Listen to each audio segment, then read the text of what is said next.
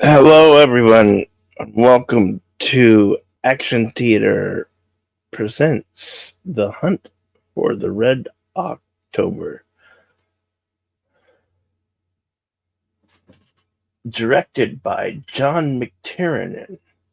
Starring Sean Connery, Alec Baldwin, Scott Glenn, Sam Neill, James Earl Jones, Josh Ackland, and Richard Jordan.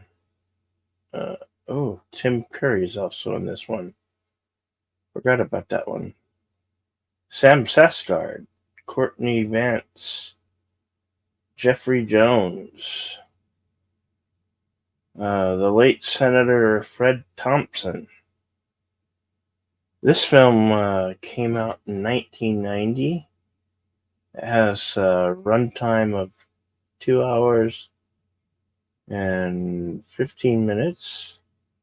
This is a very action-packed film. Uh,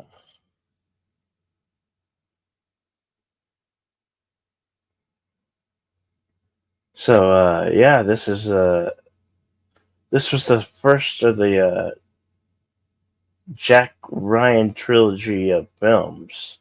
Now there is Jack Ryan the TV show, which is quite great on Prime, Amazon Prime. But here in this case, we have Alec Baldwin playing Jack Ryan, and then was later replaced in the two subsequent sequels, Clear and Present Danger and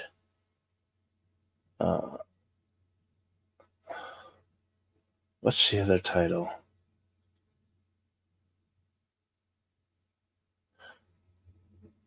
Shoot. Clear and Patriot, Clear and Present Danger, and Patriot Games. This is it's known as a Jack Ryan trilogy. This is being the first one. Oh yeah, sorry. I'll get the link. Deleted scenes. I'm a little off. I'm not. I'm not feeling too hot right now. I got a really bad. Oh yeah, let me get that in there for you. Uh, I'm copying it now. Okay. Give me a moment. Bear with me. I'm working on that right now. Deleted. I swear, if my head wasn't attached, I'd be a headless man.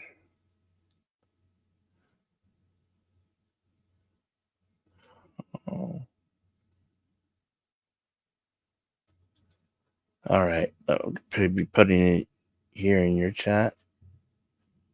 Let me get that. Oh, no, no, no, no, no. Darn it.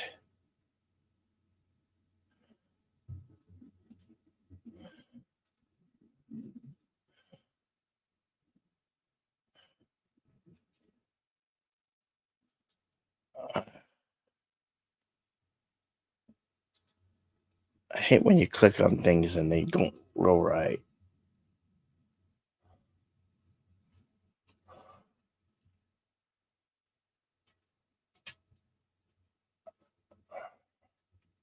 Sorry, folks. Bear with me here.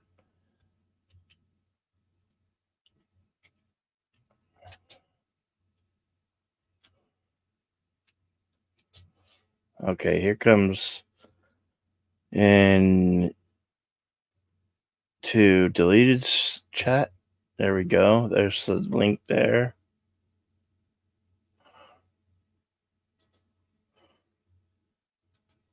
There we go. Okay. And here comes. Oh, I gotta put it in my chat. So sorry. I really don't have my head on straight right now.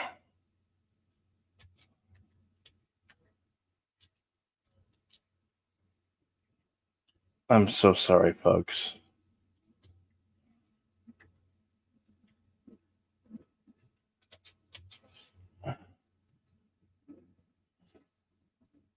Okay, there we go. All right, there. It's pinned at the top of my chat and on the simulcasted on deleted scenes. Hello, Dead Man Walking, and hello to Big Al and Lady V. Always a pleasure to see you. Uh, Dead Man says I can't watch. He's at work, but have fun with this one. Yeah, we will. Thank you. Um, Deleted should be on its way soon. Um, so I give you the synopsis and everything.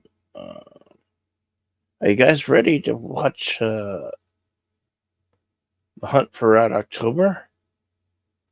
Um, Let me load up that screening room.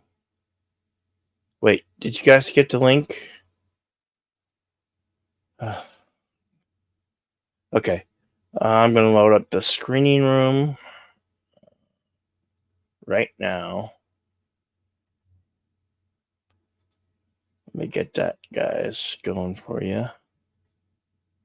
If this is your first time, we can't actually show these films here on YouTube.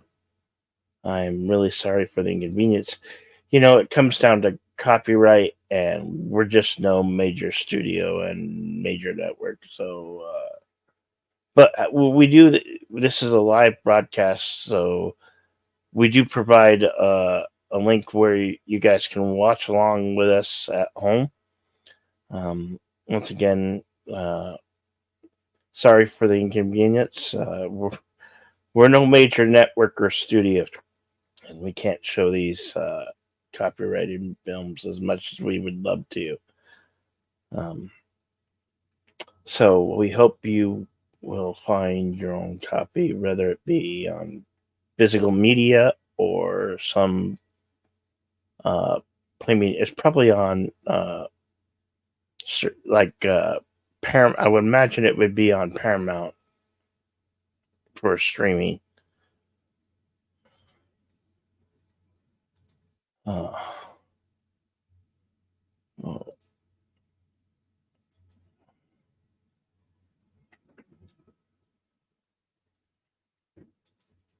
okay. Oh gosh, did I lose everybody already? Oh no, this ain't going my way.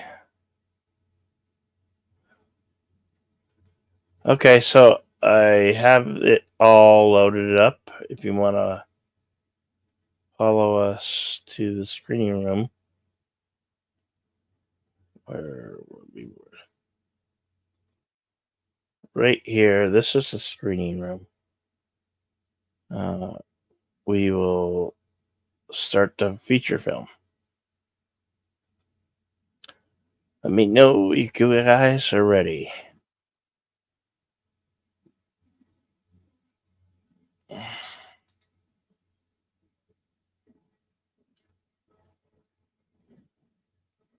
Okay, ready? Here we go. In 5, 4, 3, 2, go.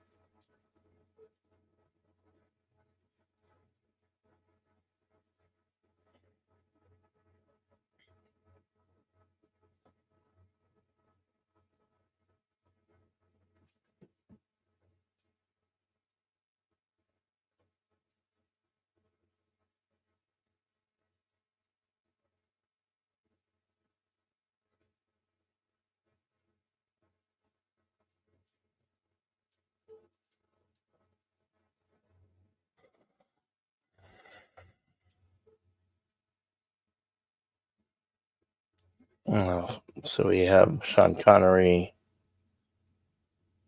at the top of his submarine, just looking out on a river.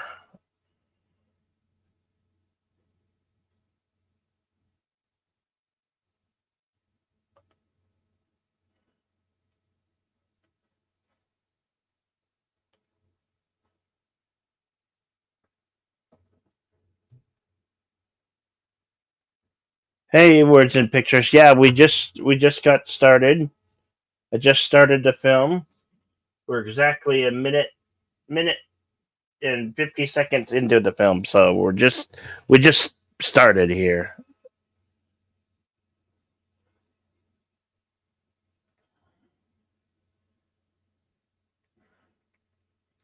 I believe deleted scenes will be along shortly. Hopefully, you'll get here and back one more time.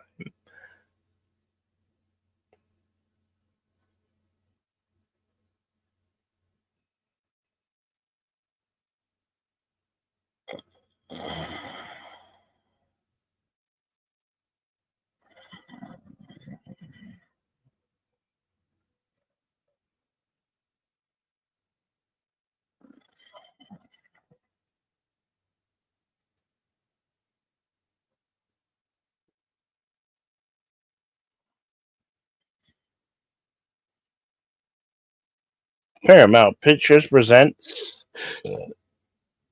Mace Newfield, Jerry Surlock production. A John McTiernan in film.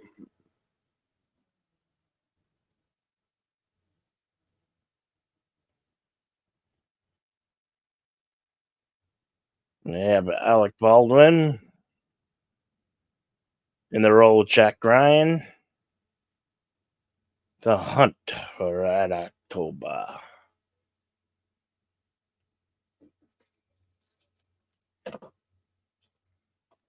I don't know what this music is, but I've always liked it. Hello, Daniel's Hot Topics.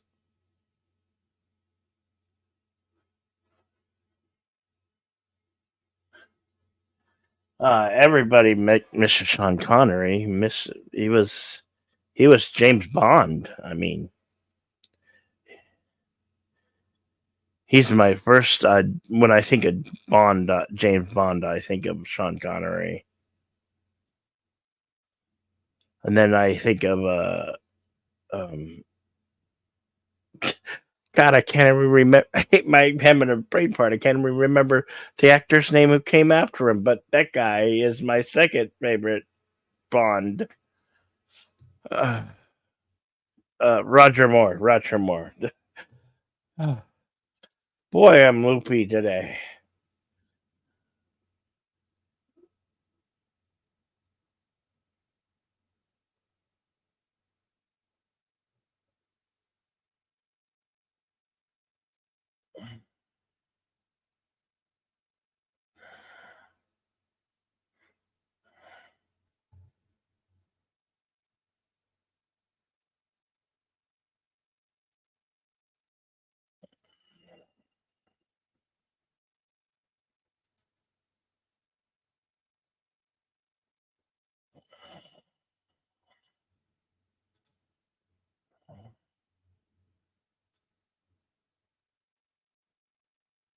Now, in the Jack Ryan trilogy of films here, you always have the same wife and daughter are constant throughout the trilogy.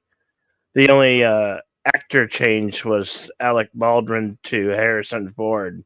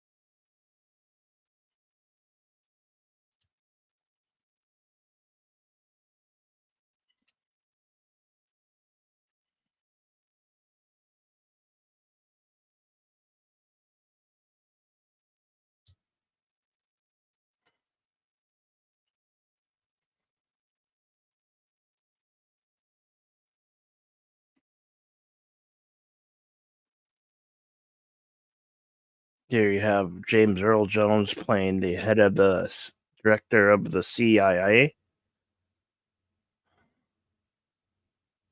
He was also constant through this trilogy.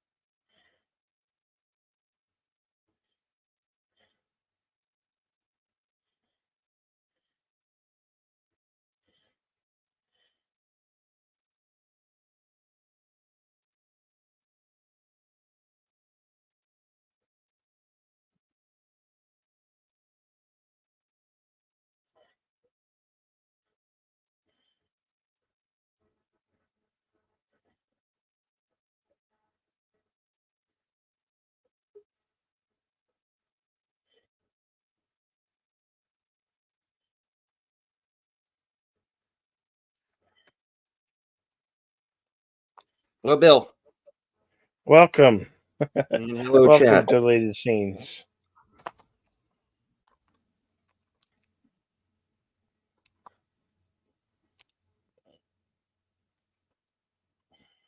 What you hear me opening up here is a box that I've had for who knows how long that I have never opened up before.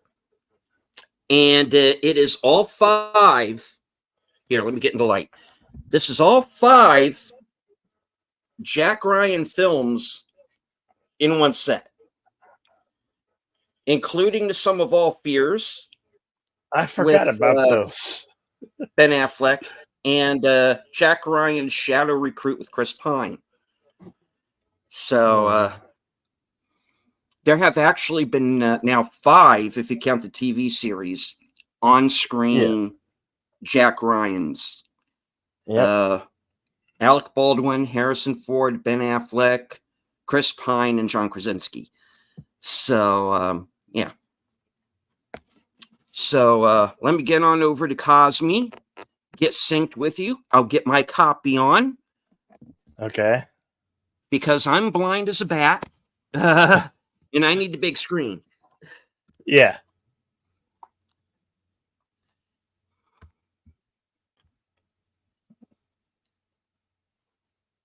Now, sharp-eyed Star Trek fans might have recognized Gates McFadden there at the beginning of the movie is Kathy Ryan. She's actually the first of, I think, 4 different Kathys they've had on film. You had Ann Archer for the Harrison Ford films. Bridget Moynihan was Affleck's Kathy. Keira Knightley's Kathy for Shadow Recruit. And then you have Abby Cornish in the TV series.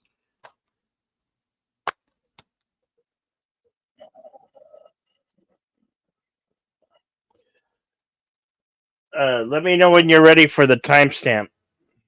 Okay, we'll do.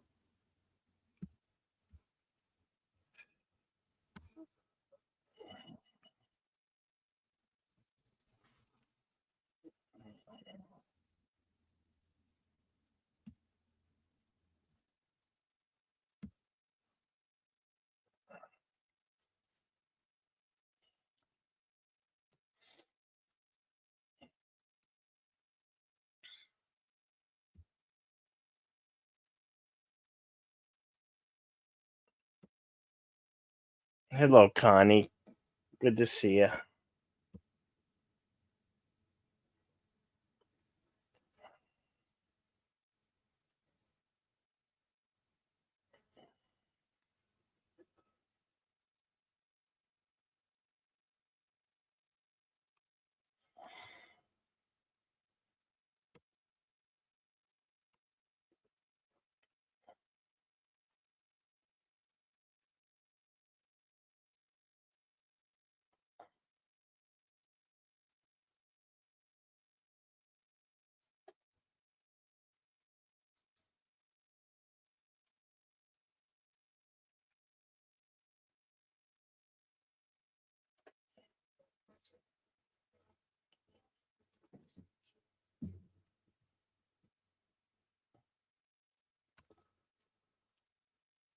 Ah,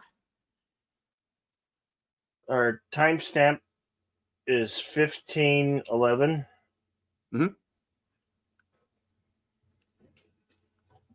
this is. Let me turn that down. This is where they make the switch from the Russian to the English, which you're going to be seeing for the rest of the film. I like how they did this. I always wonder why they did it.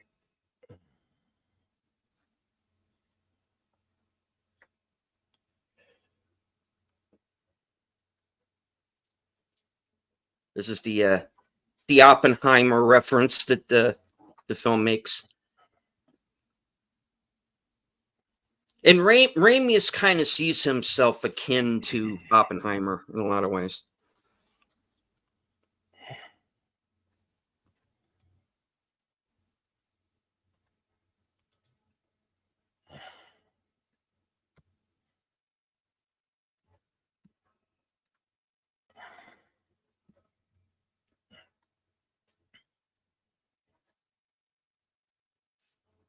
And that's an important question.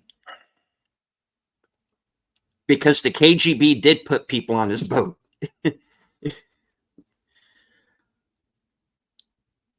The idea being is that they're kind of already onto him in a way.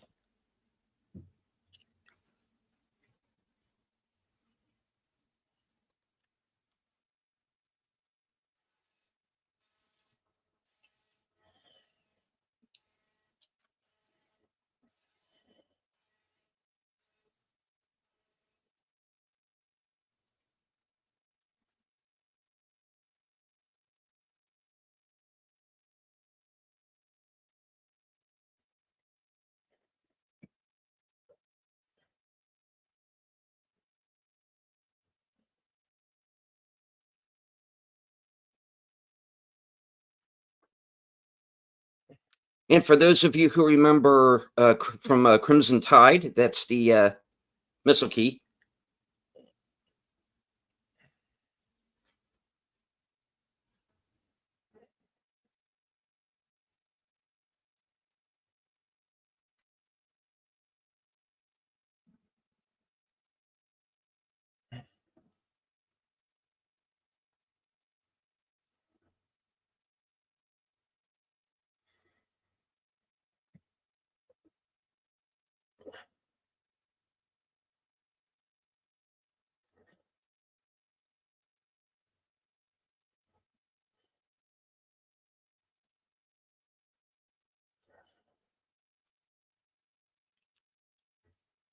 You know, one of these days, here real soon, you know, kind of opening up this set of mine that I have. One show I want to do is to kind of go through and kind of show everybody some of what I have on a shelf, you know.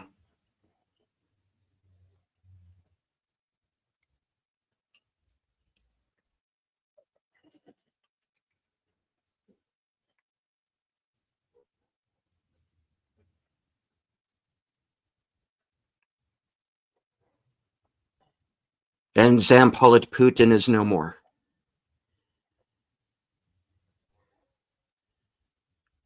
And where I'm going, you cannot follow, because of course, you know, he can't do what he's going to do and leave this guy alive. You know.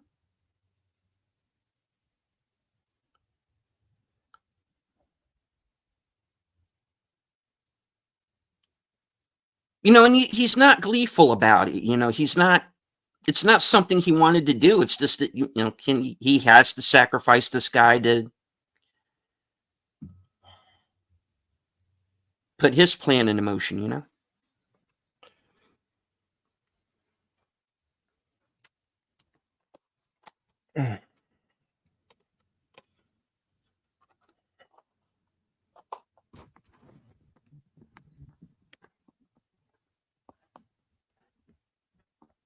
I wish we had this Alec Baldwin back. I liked him better back then.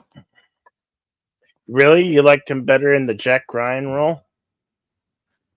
I liked him better as a person in general. You know, he wasn't the Hollywood jack off that he is now.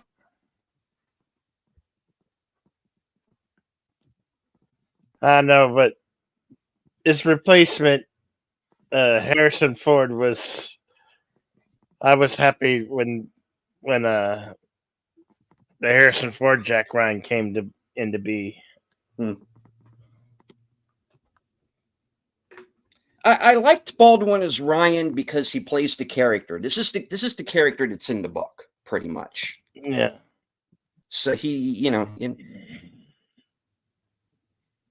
he was the right age then for it too.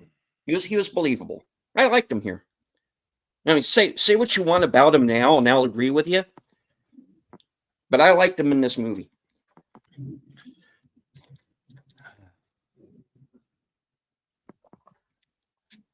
Of course, we're getting kind of both of our problematic actors in this sequence now. Yeah. Jeffrey Jones is Skip Tyler. Skip Tyler is a former submarine captain who has lost his leg in a car accident, and after being hit by a drunk driver, and now he's putting subs together. And Ryan goes to him to see what the deal is with what is the Red October, this Caterpillar drive that's supposed to make them silent. He doesn't know he's onto the Red October itself yet. All they know is they have a boat, that the Russians have a boat that's capable of, you know, basically riding up to the or riding straight up to America and launching. You know, that's all they know right now. And that's one of the things I like about this movie. It's really, the first half of it anyway, is really kind of a detective story. You know, it's basically Ryan as the CIA analyst trying to figure out what the hell's going on, you know? And Yeah, he is not expecting to end up where he ends up by the end. I really like the storyline Yeah, of a stealth submarine. yeah. With a caterpillar drive. That really intrigued me when I first viewed this film.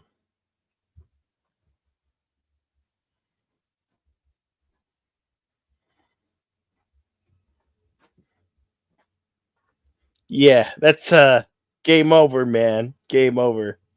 Yeah.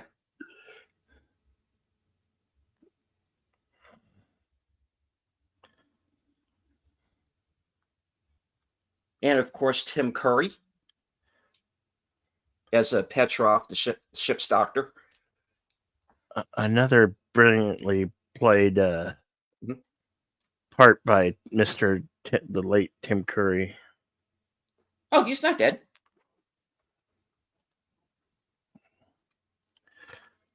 I thought, oh, maybe he just had a stroke. He did have a stroke. But so far as I know, he's still alive. Yeah, he still goes to conventions too. Um, I have to stop doing that.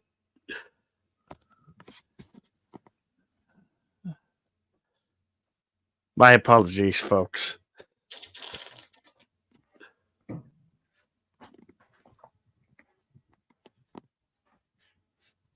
Sam Neill as Broden, who's executive officer.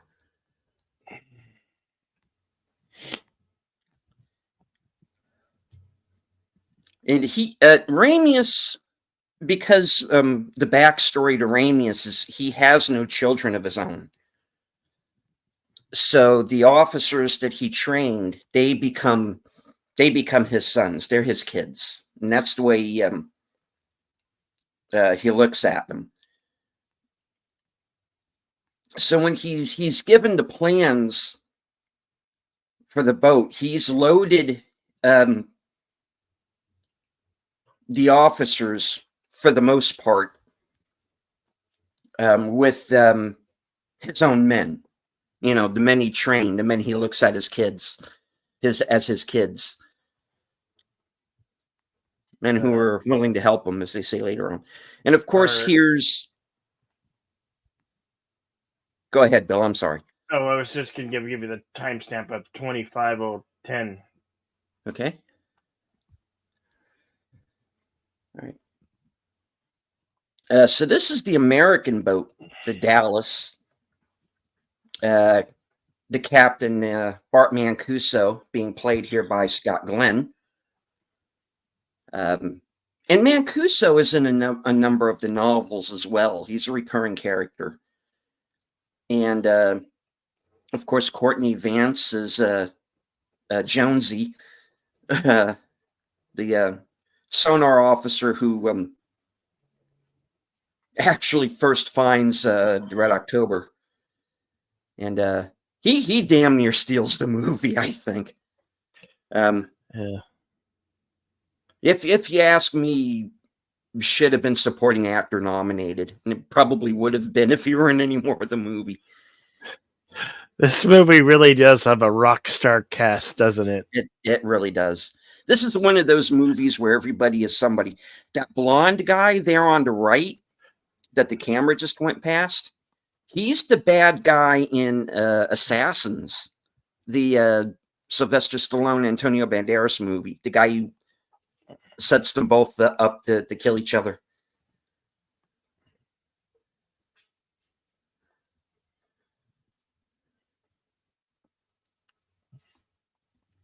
Yeah, this is one of those movies where everybody is somebody. And you also have to remember, this is directed by John McTiernan, who 2 years before did Die Hard. So he was really kind of at the top of, he was kind of the it director. Kind of everybody wanted to work with him at the time.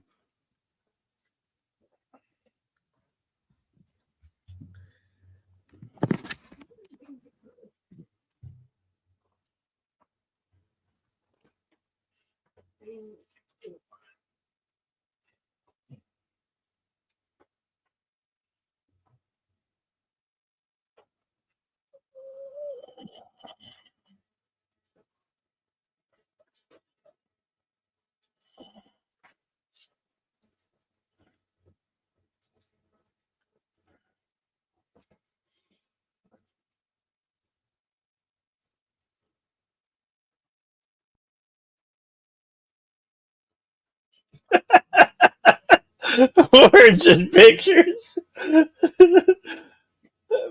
I just went to James Bond, Jurassic Park, and Sweet Transvestite. That's a good one, words. Right, hold on.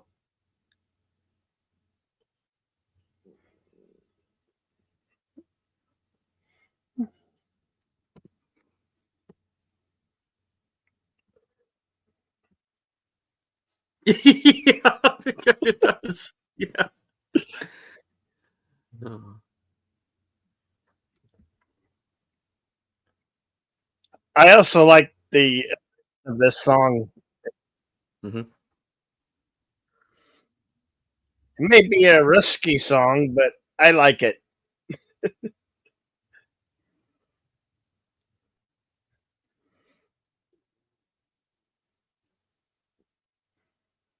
Yep, they just operated the stealth drive.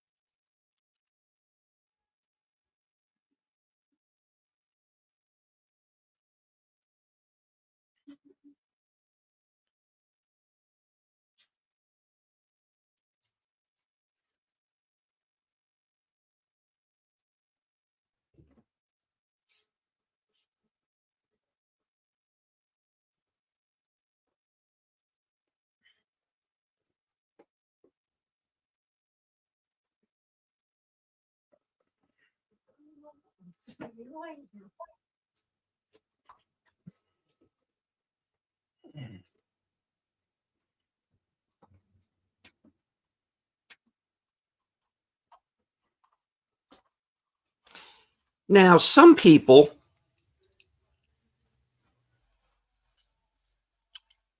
might not realize that Patriot Games, the book anyway, is in fact a prequel to Red October. And there are references to that in these are the books I'm talking about, of course. In the book, why is he living in England? We find out why in Patriot Games. Why in the book he mentions later on having been shot before. We of course find out in Patriot Games how that happens. So there are these little bits that are set up throughout.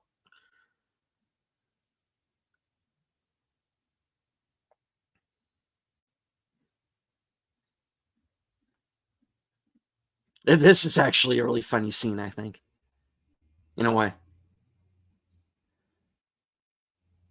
Yeah. Yeah. He's used to this. And this is this character is Admiral Padoran. And Padoran is, if I remember correctly, Ramius's late wife's uncle. Which is why Ramius refers to him as Uncle Yuri.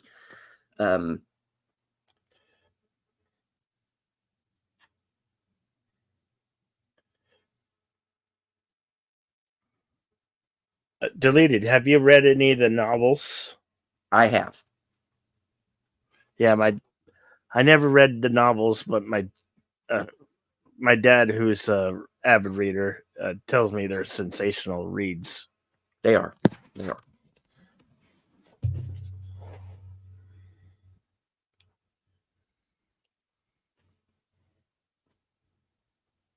This is his kind of what the F moment. In fact, I think in the book he actually does say that. Like, what the what? You spilt your drink.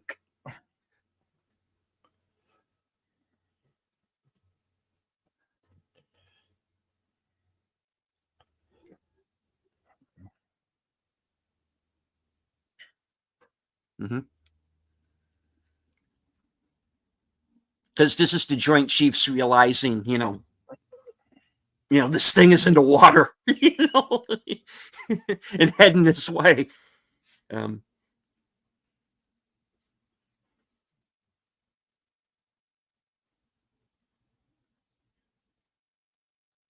Yeah, words and pictures is correct. It is best to kind of read them in story order because they're not in order. That's the thing that most people don't realize, that they're not really in order. And words and pictures, check me on this. I think actually Red Rabbit really takes place before all of them, doesn't it?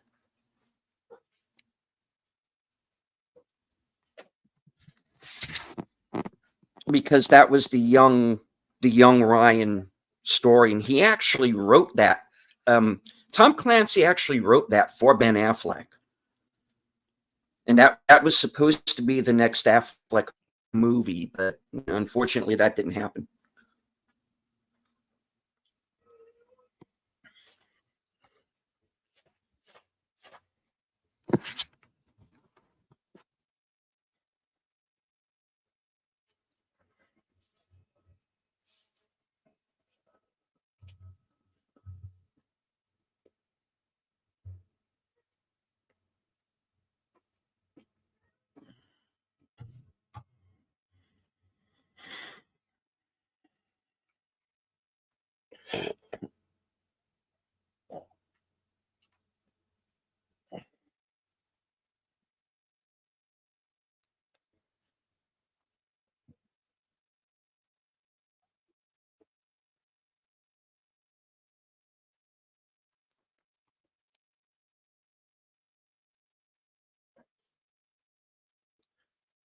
That's a big boat. Yeah.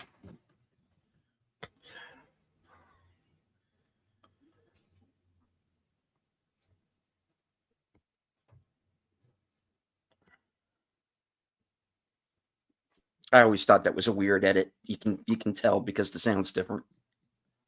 Just let him finish the line.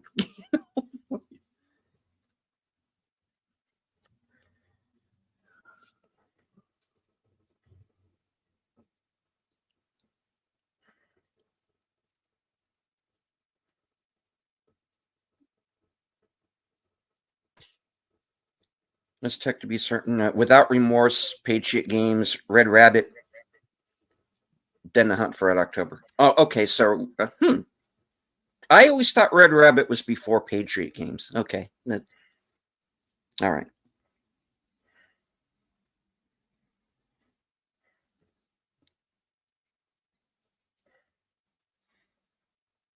And Without Remorse, actually, even though it's in the same timeline as Ryan, it's not really about him. It's about the John Clark character that Ryan winds up eventually meeting in Clear and Present Danger.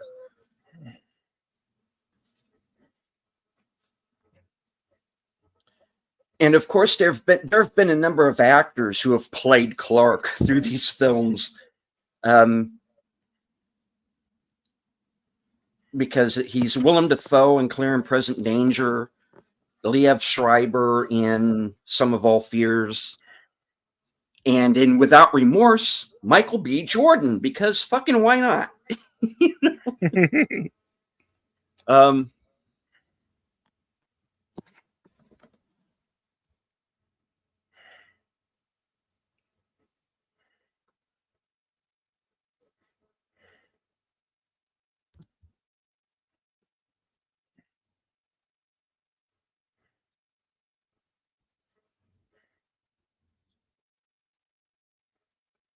and Ryan has all the goods on Ramius because we find out a little bit later on here he's actually met him before.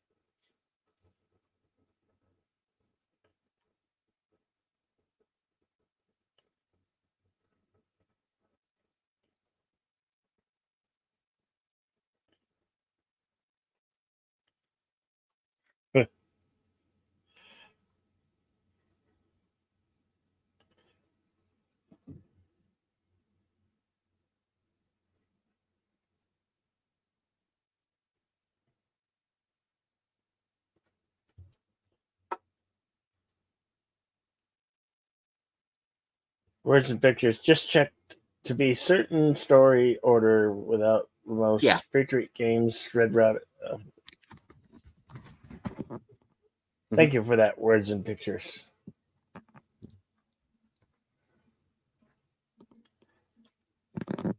And of course, Jeffrey Pelt, played by the great character actor Richard Jordan.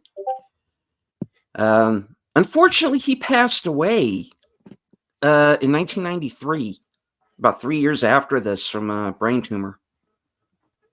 Wow. And he was actually, speaking of Harrison Ford, he was actually cast to be in The Fugitive. But by that point, he was unfortunately too sick to actually film the movie.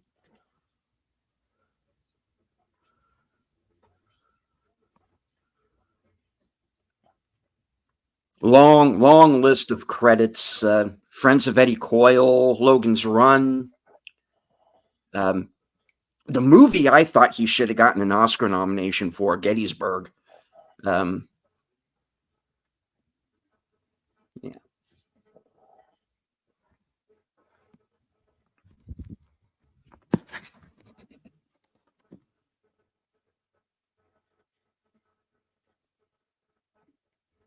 He was also in 1984's Dune. Oh, yes. Yeah. Duncan, Idaho.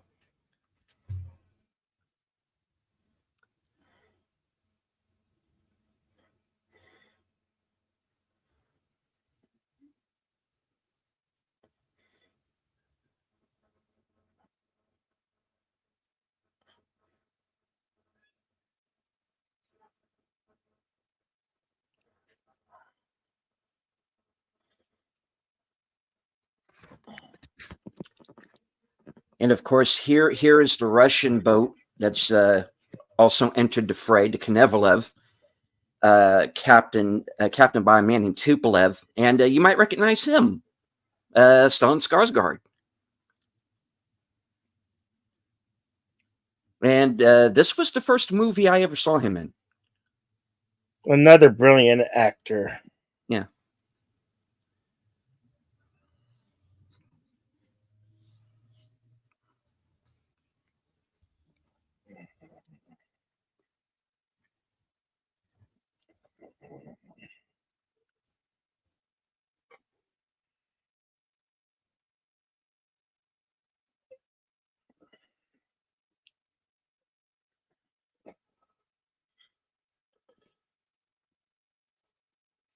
Plot point, plot point.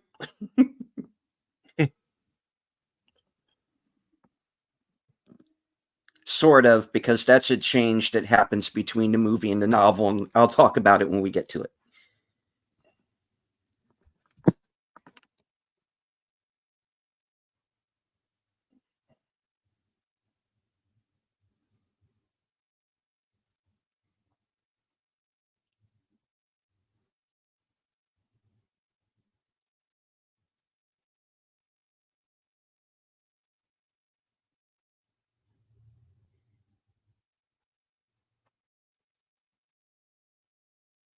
Going to kill a friend, Yevgeny. Going to kill Arrhenius.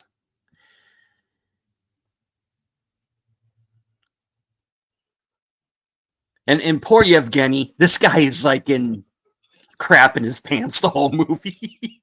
Why is that roll of toilet paper there? That's what I want to know. Oh, that's to clean off the screens. Oh, okay. And you don't, you can clean off the screens and it's not rough and it doesn't like scratch up the screen or anything. Okay, that makes sense. Mm-hmm.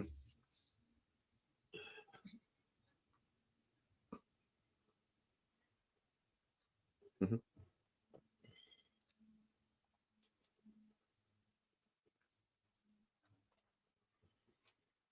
And of course, they have to get Tim Curry out of the room because he's not in on the plot.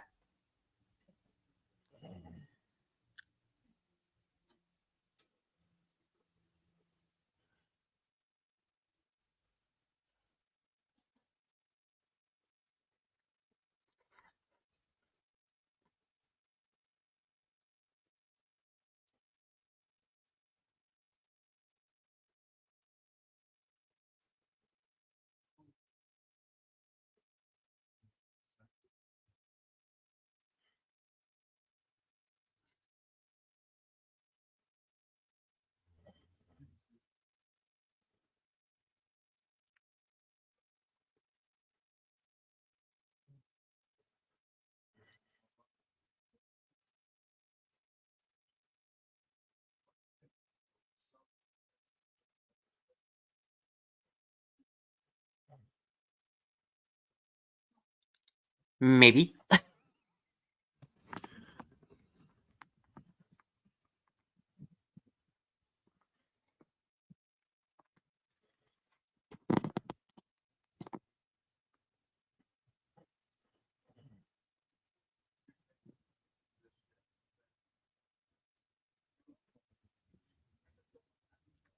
And dude, you do not want Sven Ole freaking Thorson suspicious. He's a big guy. I'm not messing with him.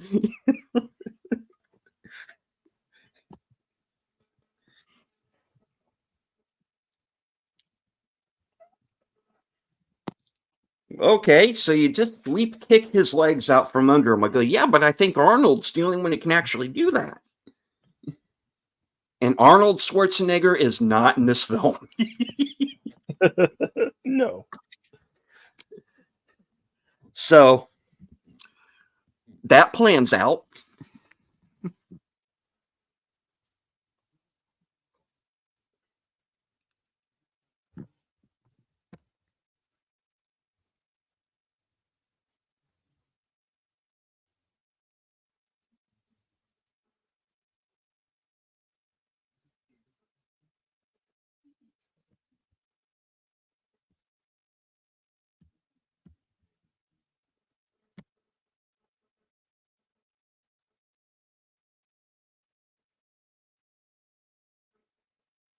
I guess when actors heard a Tom Clancy book is being made into a film, they all went in. Certainly at the time. Yeah.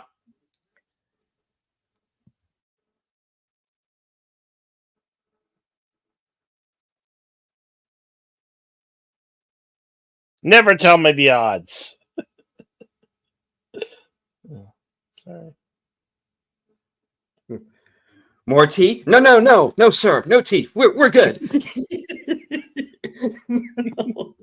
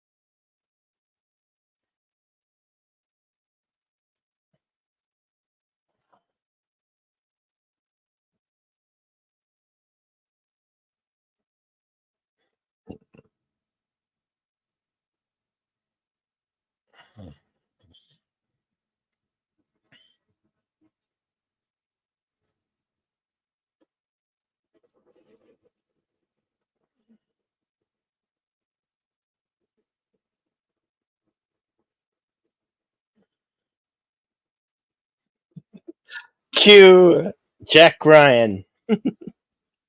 Yep.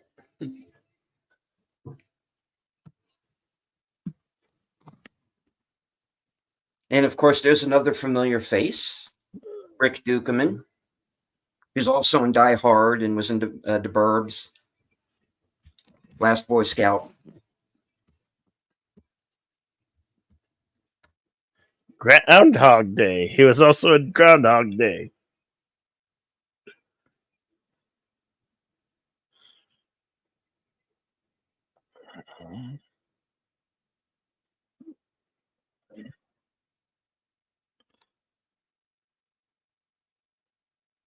USS Enterprise. Dun, dun, dun, dun, dun, dun, dun, dun, dun.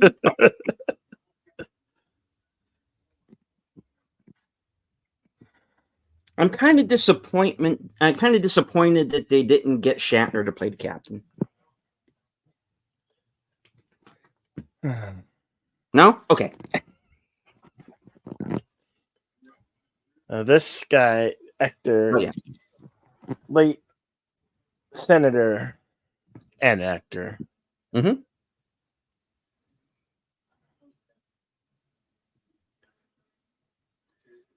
I really liked him in all his movie film roles.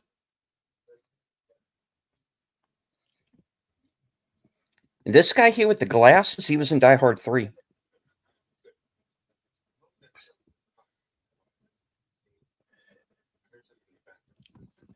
Yes, he was.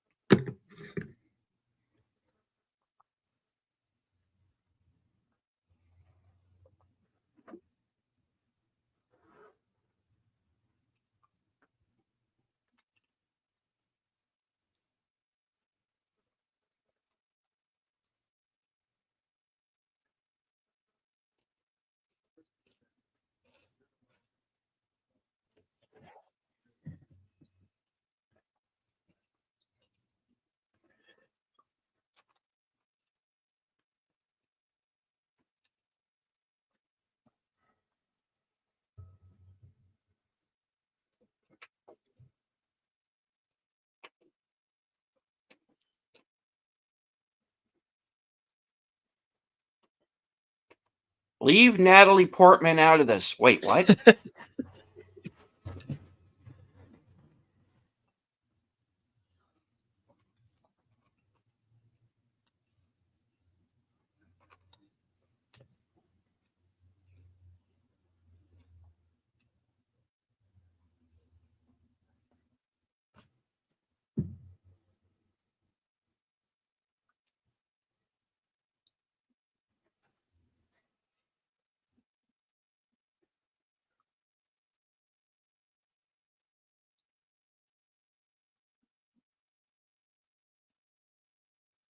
Beats tennis.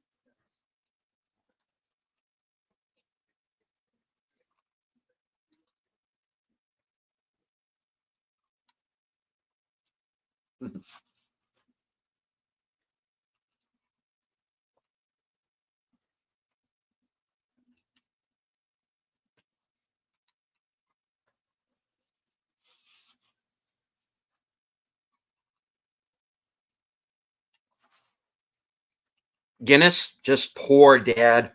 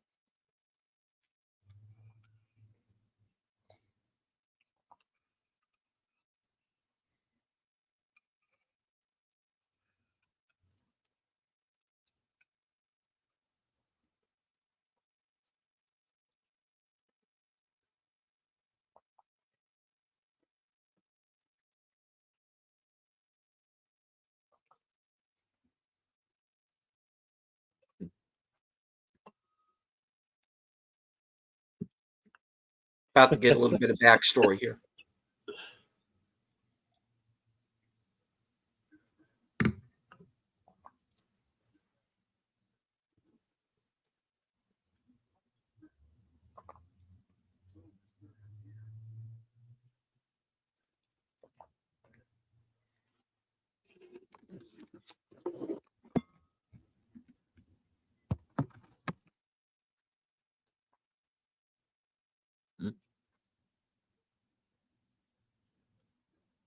And that's how he hurt his back, and that's why he doesn't like to fly.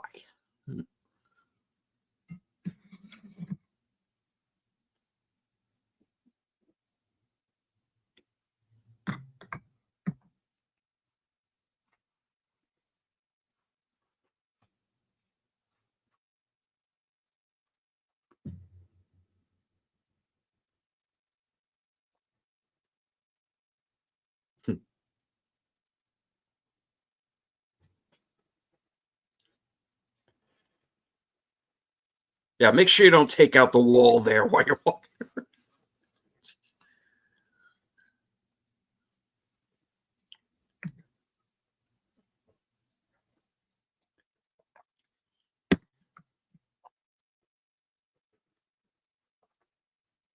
He wasn't under siege.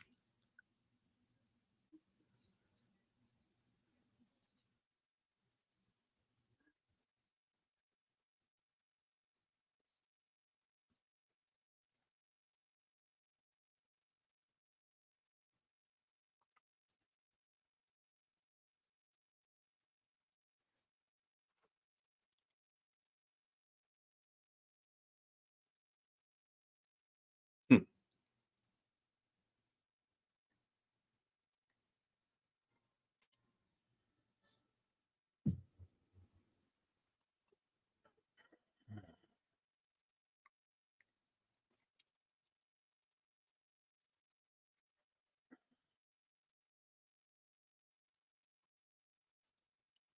I like that line. I mean, even the secondary characters in this movie are cool.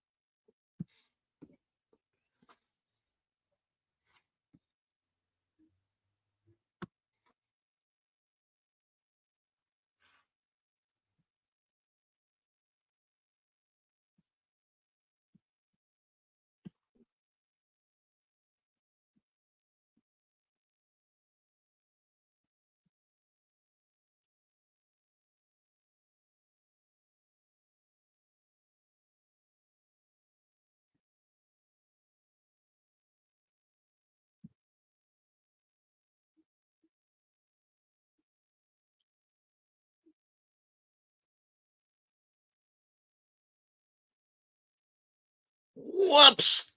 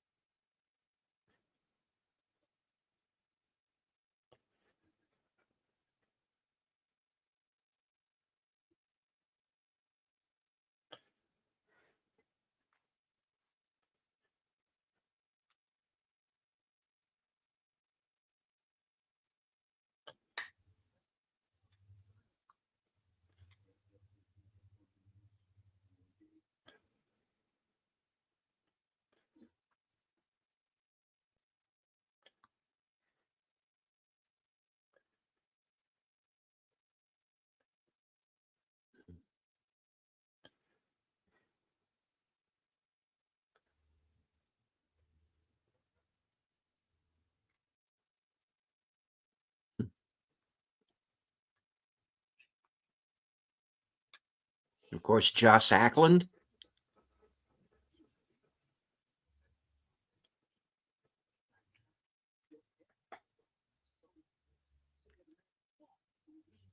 Who might be most well known from Lethal Weapon 2, even though he was in a ton of other films and television.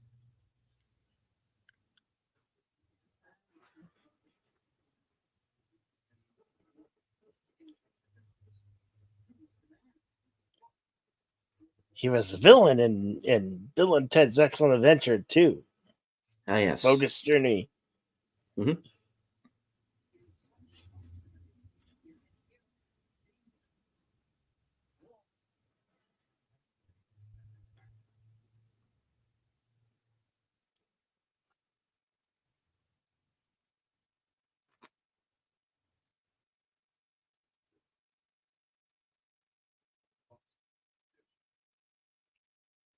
And he passed away November of last year, and he was 95. Wow. Yeah.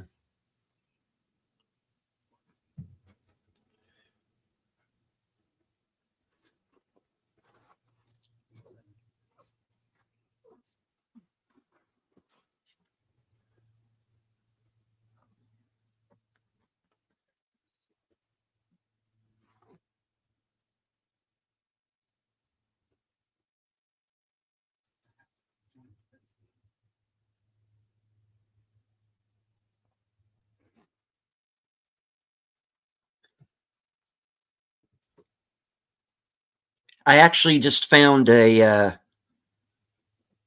blurb here. Alex Winter on Instagram said about Joss Ackland after he passed. Rest in peace to the wonderful Joss Ackland. I'm pretty sure he hated us on Bill and Ted 2, but it was great to watch him work. A lovely actor with an amazing voice.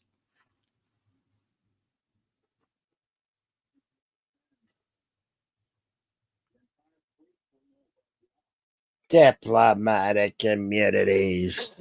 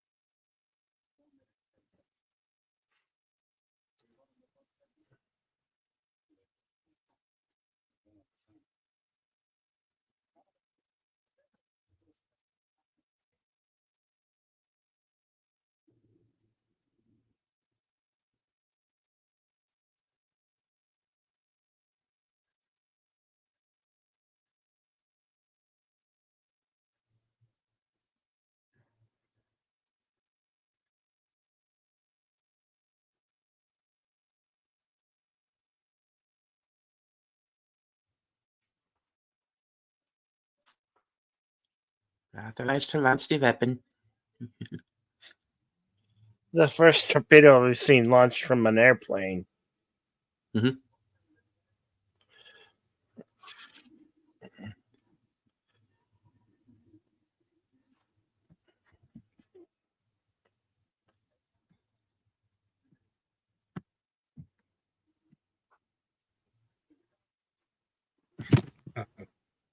Shut up.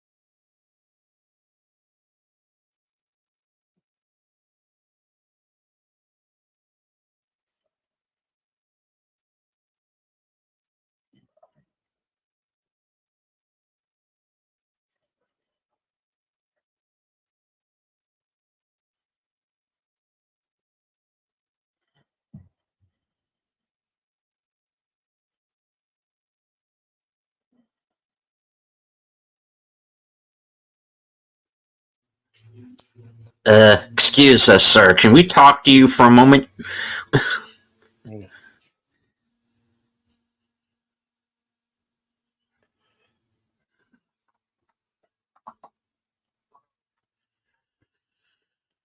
Sabotage. It's been sabotaged.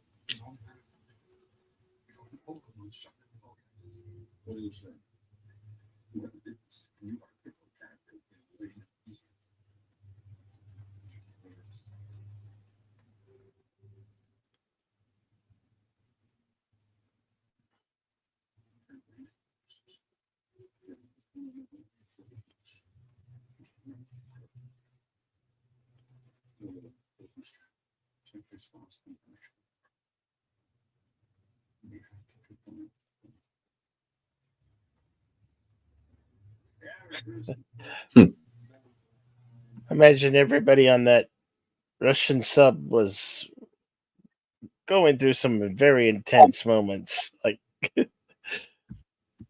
I'd probably be shitting my pants.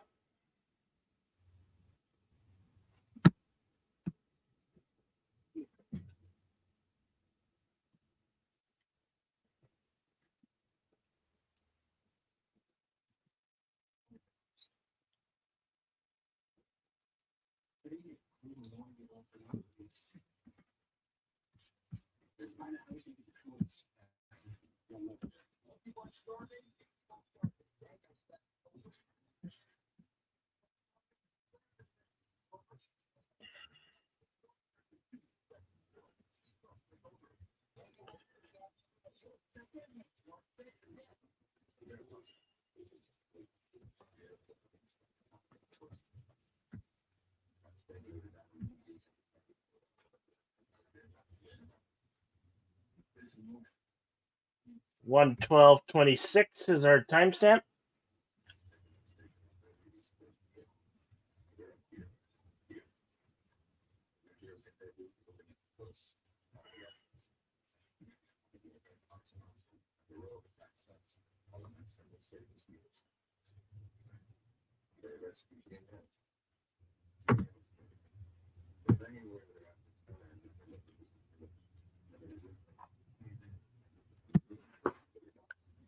You see how his whole demeanor towards Ryan changes now that he knows his backstory.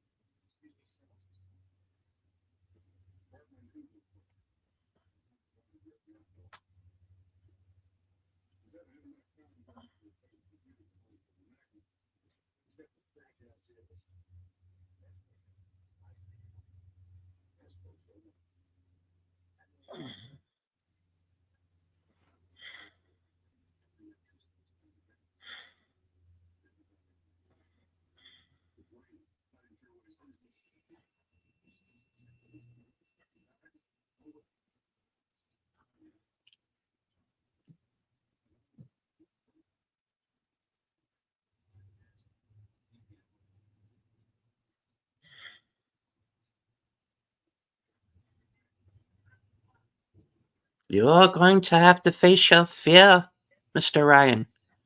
And this is not going to help you.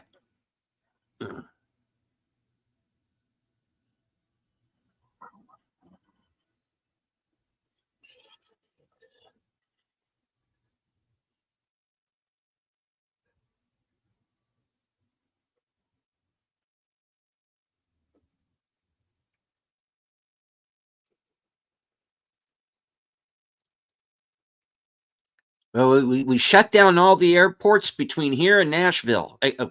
Right. Damn it. Wrong movie. Okay.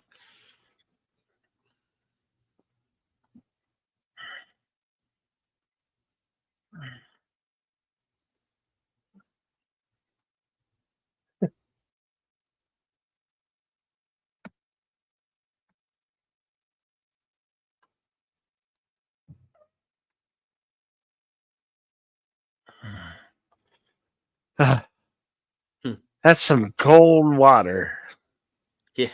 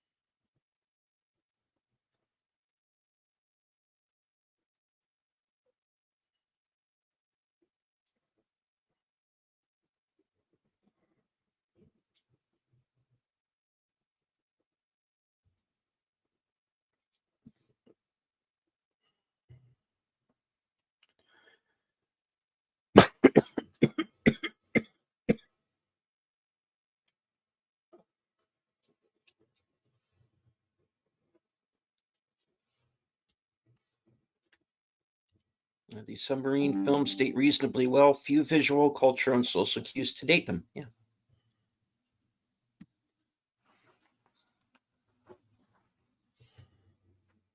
Can you take us to see the rabbits, Charge?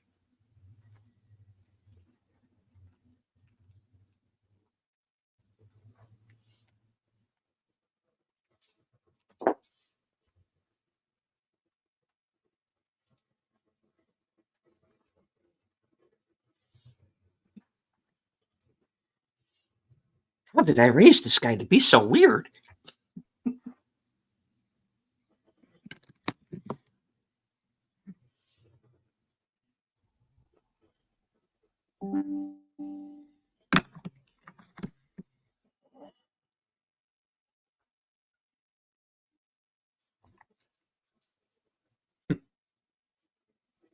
He's coming to America to become a bigot.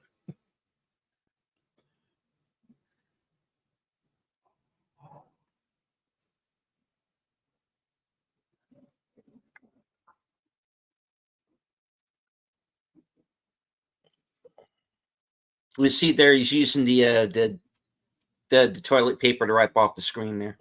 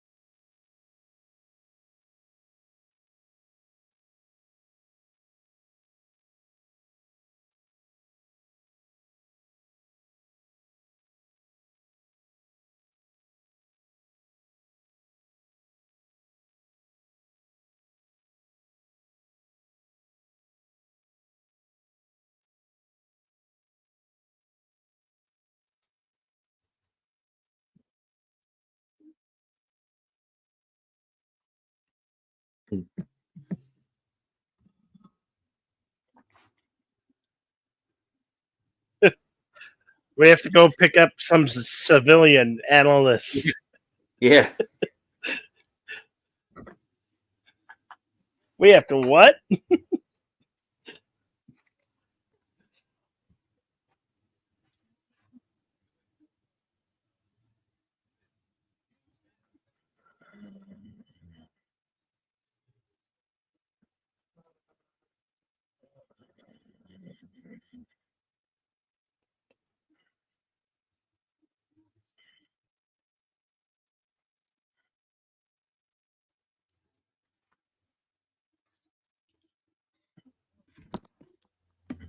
Yes, sir. Don't shoot.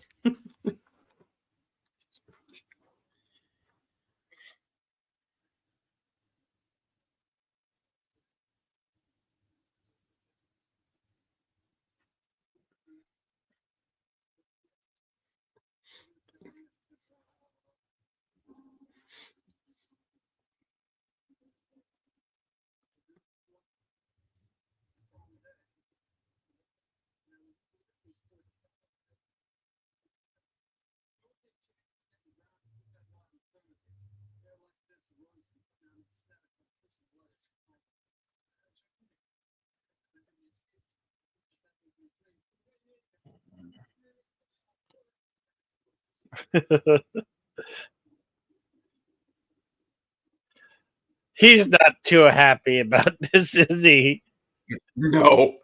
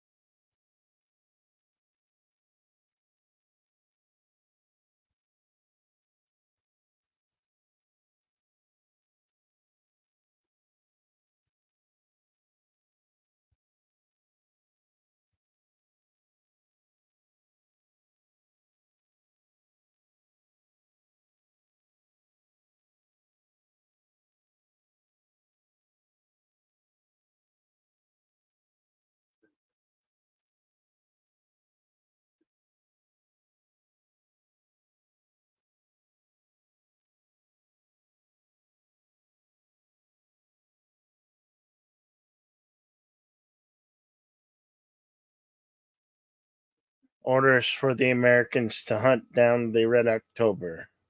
Mm-hmm.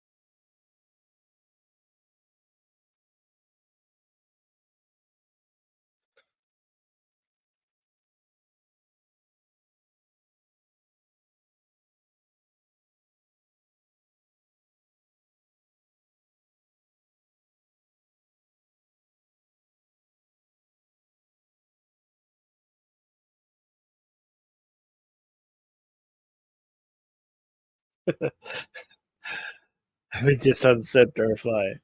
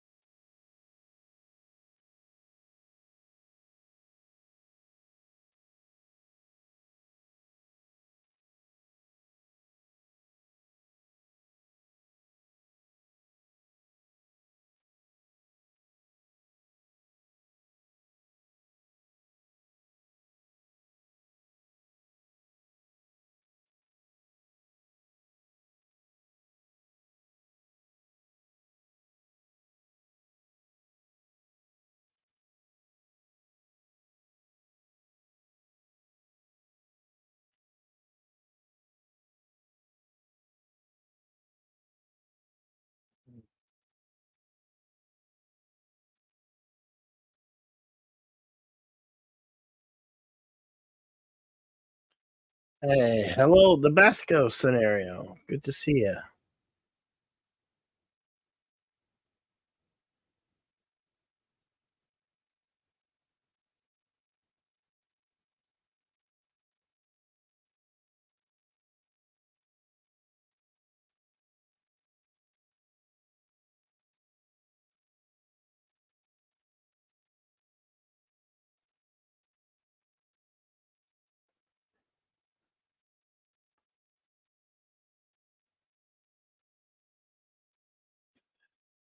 I really love the intensity and drama of this third act.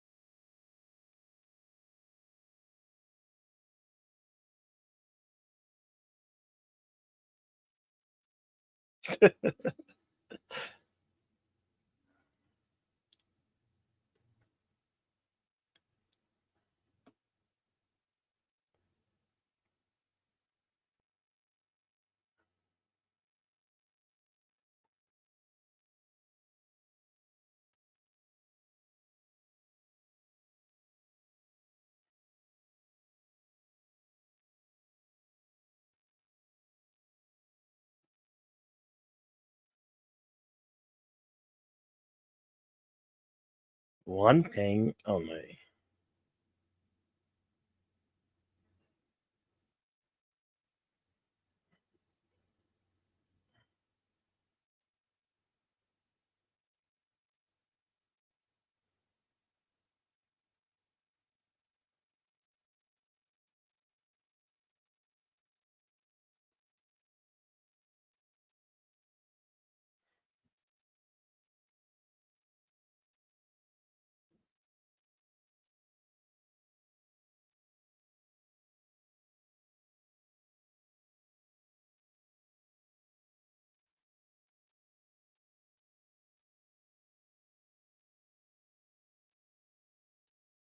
Hello, FKH 2005. Hail to you. Hey, Tim.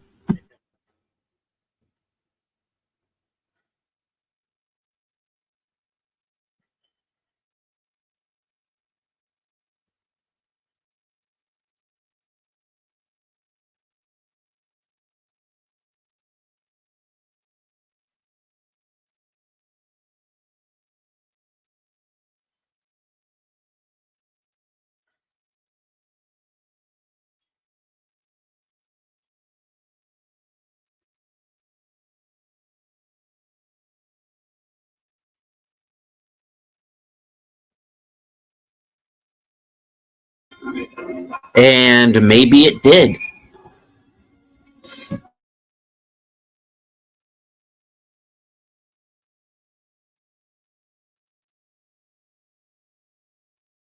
Thank you, words.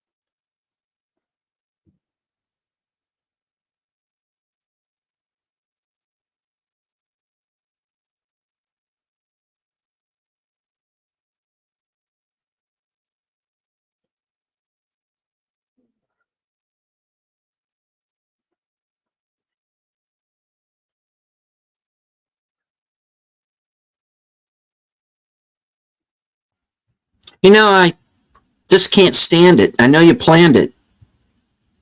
I'm going to set it straight to Watergate. I'm sorry.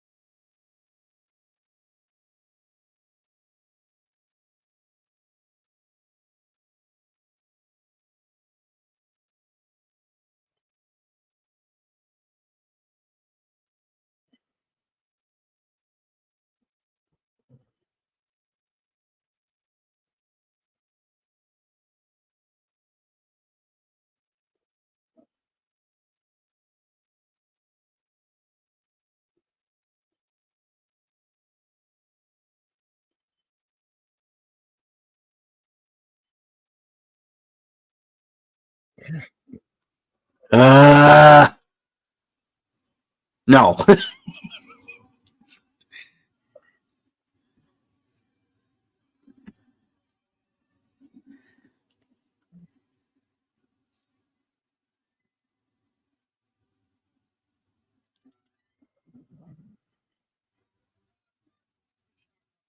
With the plot collision, one side explained needing to get the men off the sub, while the other side annexed getting the men off. Yeah.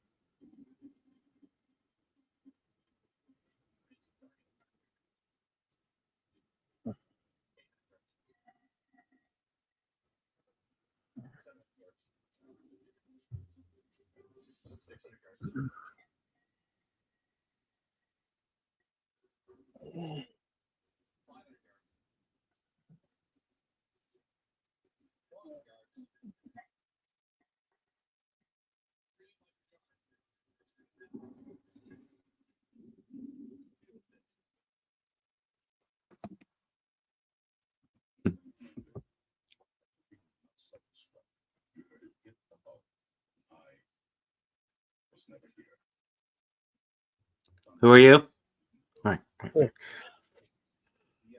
Only the director of the CIA.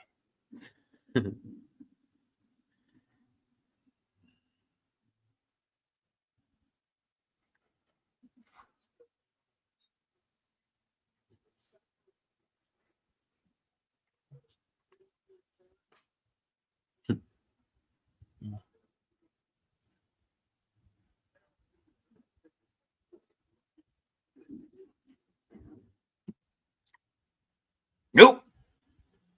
I didn't see an admiral. Bill, did you see an admiral? I didn't see him. No, no. Nope.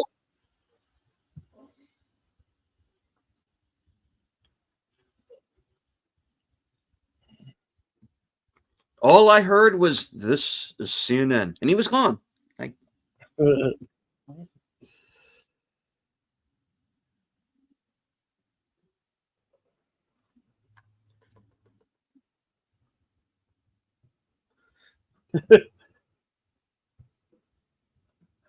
Don't give Alec a girl or a gun.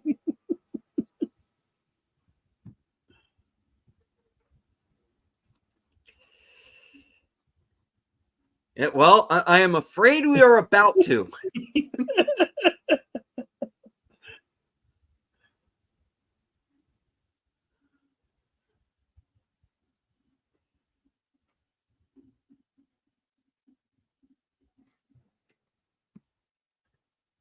You did not see it, words and pictures. You did not. No, no. No.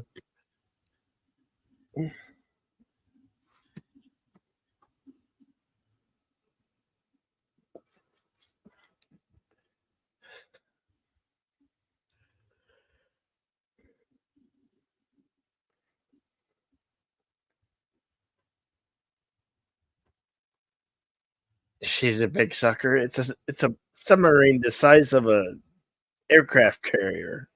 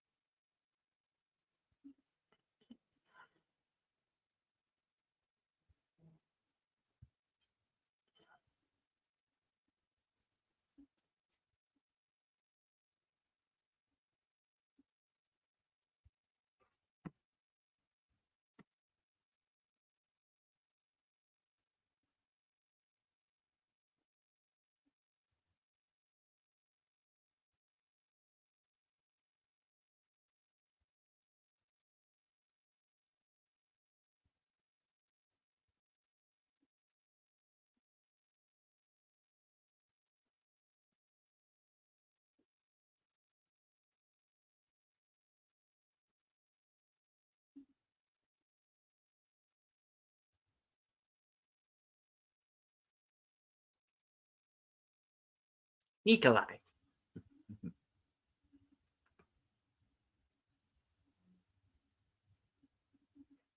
Americans. Yeah, that's us. Hi.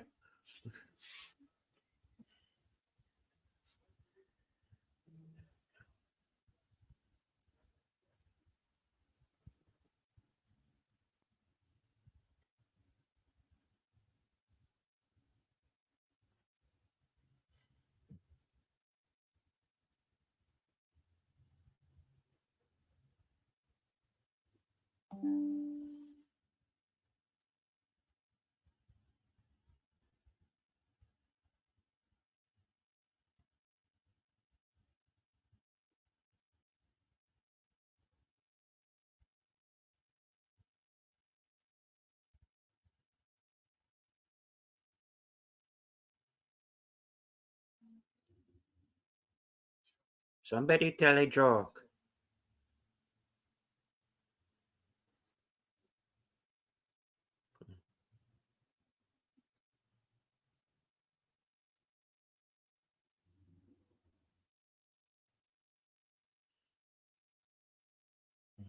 But you don't smoke. Nerp.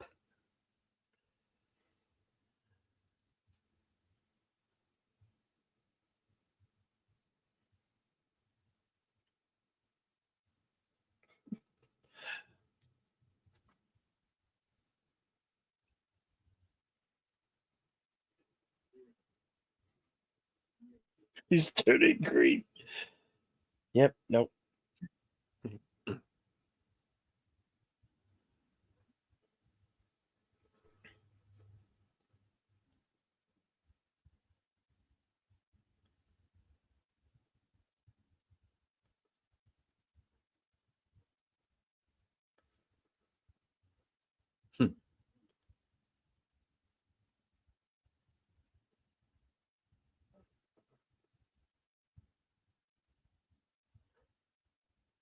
That was Silverado.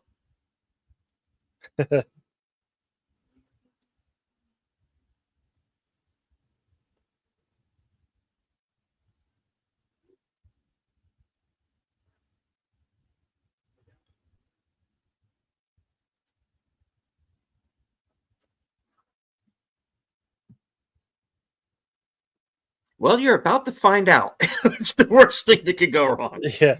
Yeah.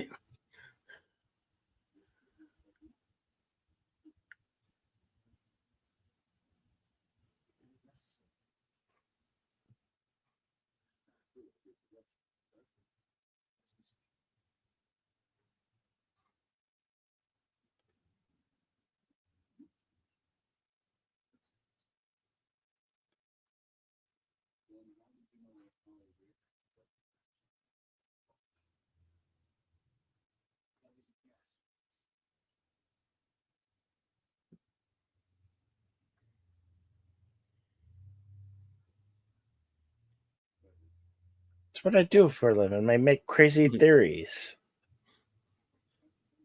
Wow, you figured out my entire plan. Okay.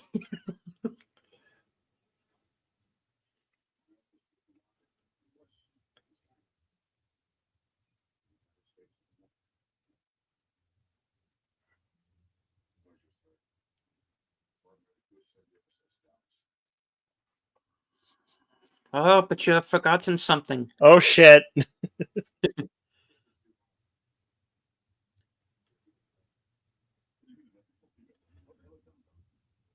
Oh yeah, the Buckle up. Russians are pissed.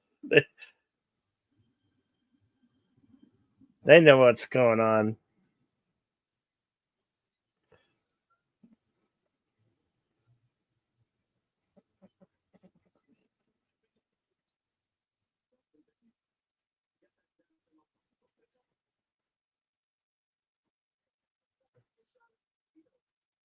Shit, Buck, we get the hell out of here. Yeah.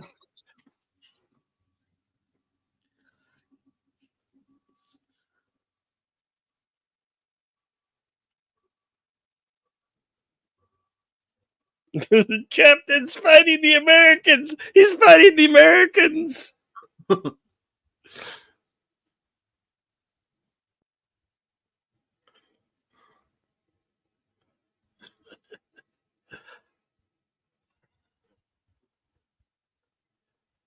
Yes, I just write books, yet I end up on the most dangerous missions ever.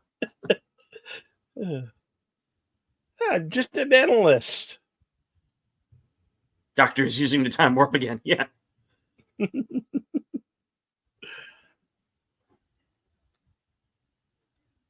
Yeah, this is a secret Rocky Horror Picture Show sequel. No. Oh, look out.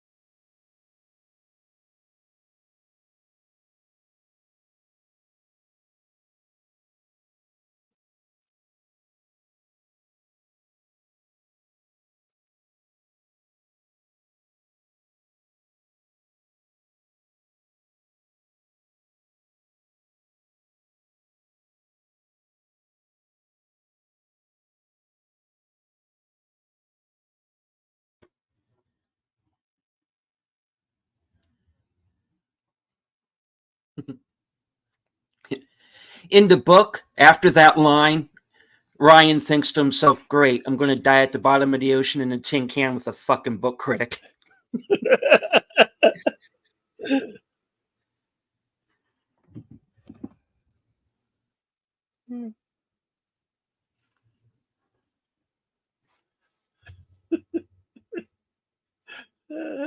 Dude. That's a good one.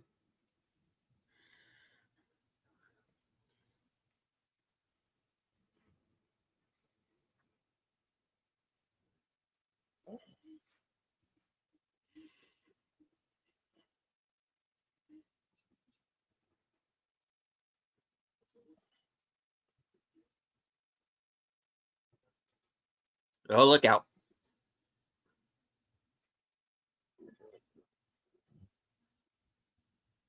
Yeah, words. Yep.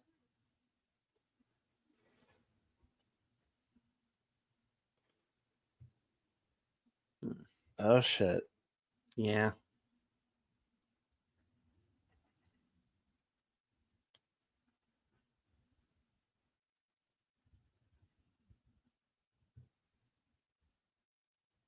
Hail Admiral Teague. Admiral T.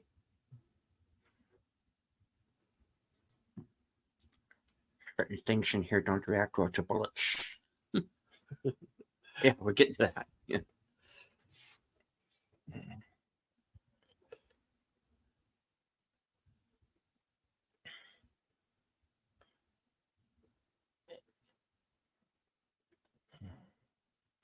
That would be very bad for all.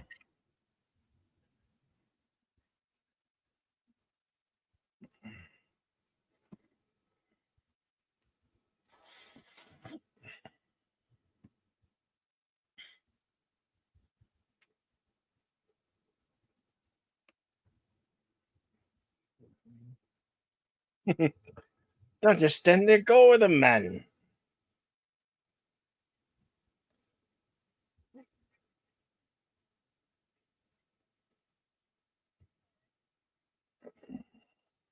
Here we go.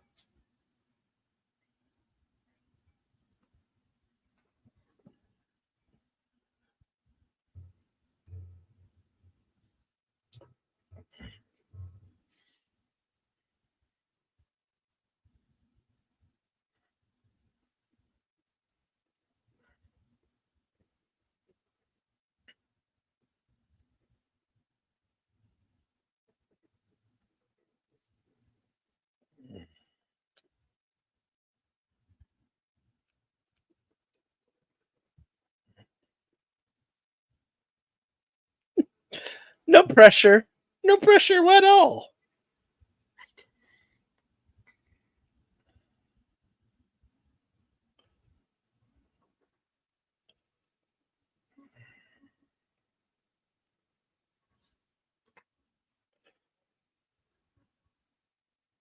Yeah.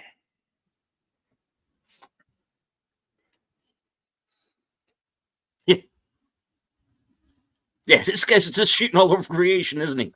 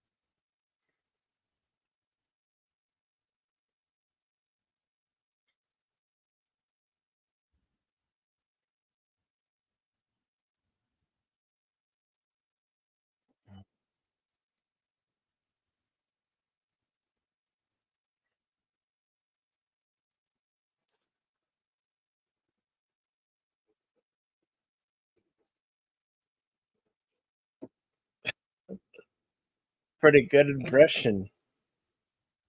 Mhm.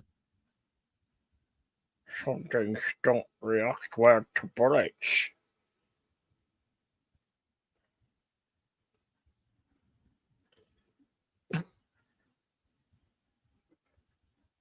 Did you tell him that?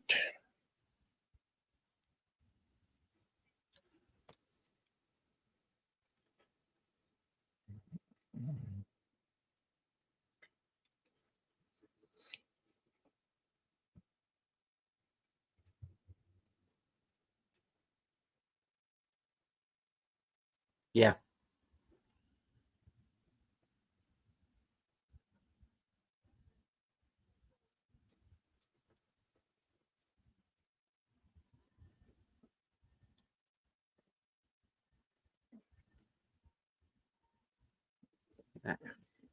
Interception.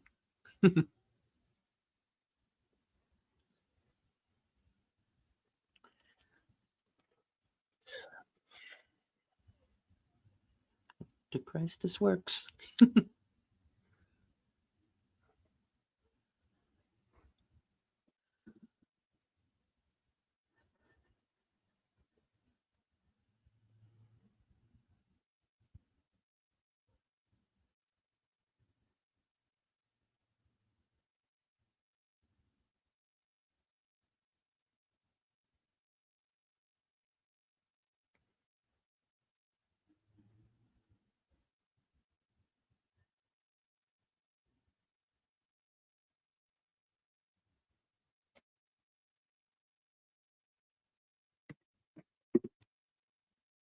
And a trailer shot. And Captain scared him out of the water.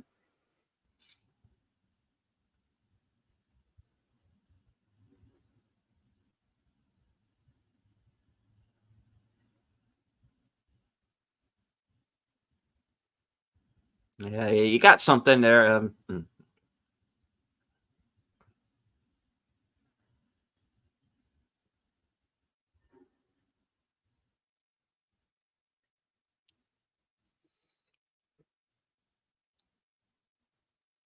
Hey, it's that guy.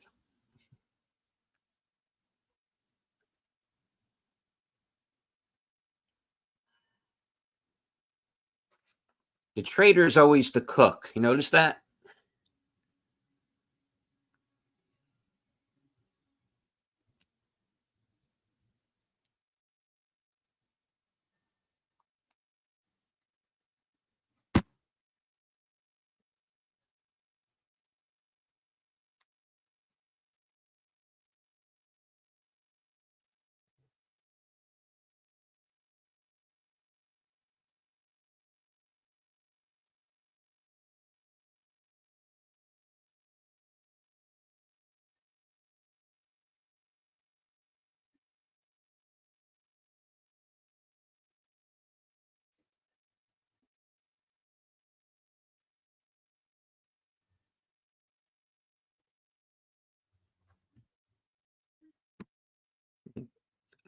He is today, Words and Pictures.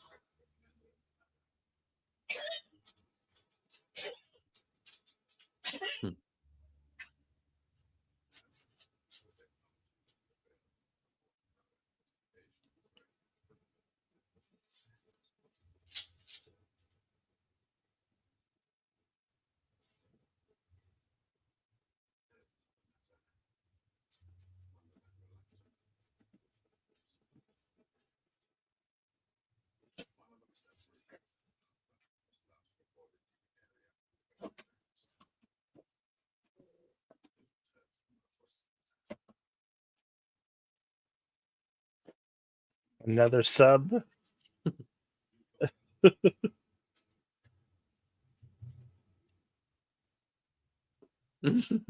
Yeah. Tuck your head between your legs and run away.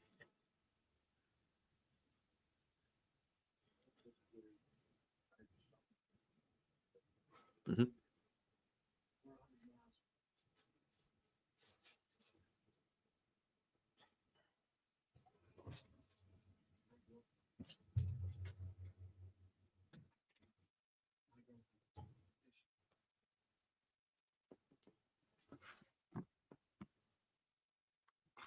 Love that guy's Armistead and Gettysburg. Yeah, we were saying. Richard Jordan, R.I.P.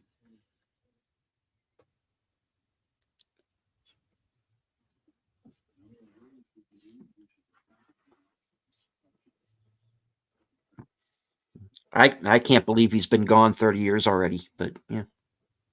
Yeah.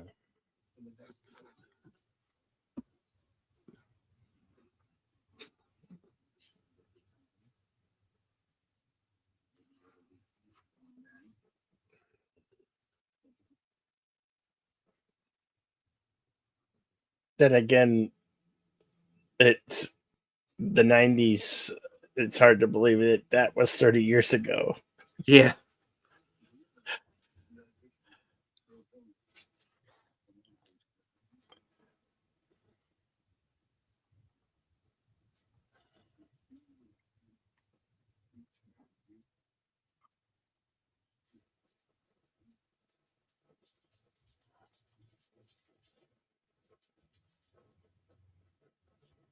That's a big ass river.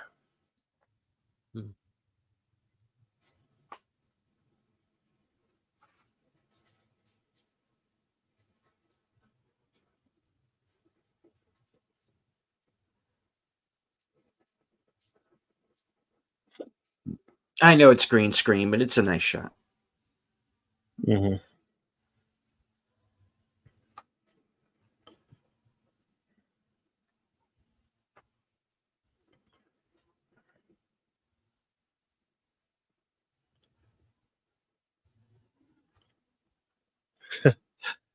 Could that be the bear from Die Hard? Yes, Easter actually egg? it is. Yeah. Easter egg there. Yeah. Argyle tells the bear to shut up.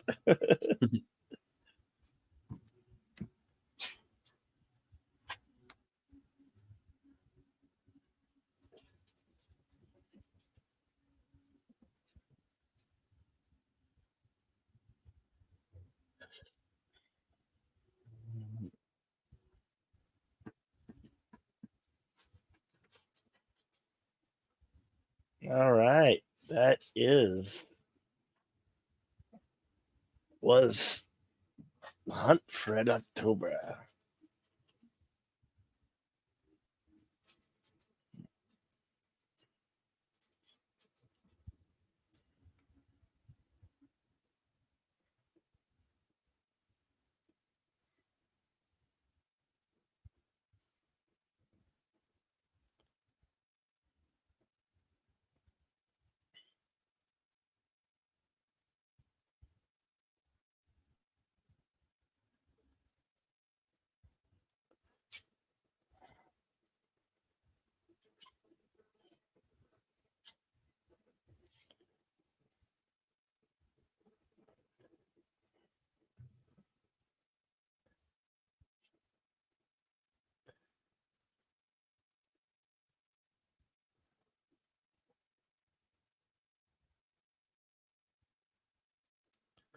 Thank you, Admiral Teague. Yes, it was good action flick.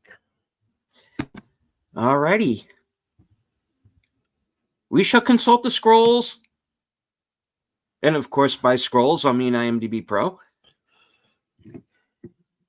The Hunt for Red October's release date was March 2nd, 1990. at a budget estimated at $30 million, went on to gross $201 million worldwide.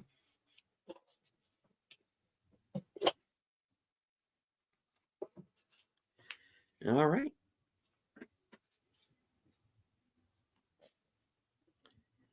Yeah. Oh yeah. Yes, they are. They're the best to get when you have a really long drive, like Mhm. like a 7 hour, or 8 hour, any long drive. Yeah. And I'd like to recommend the audio version of Patriot Games, read by Martin Sheen. It's pretty good. All right.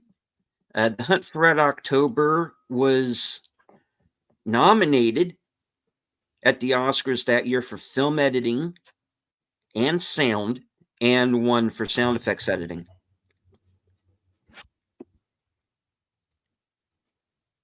All right.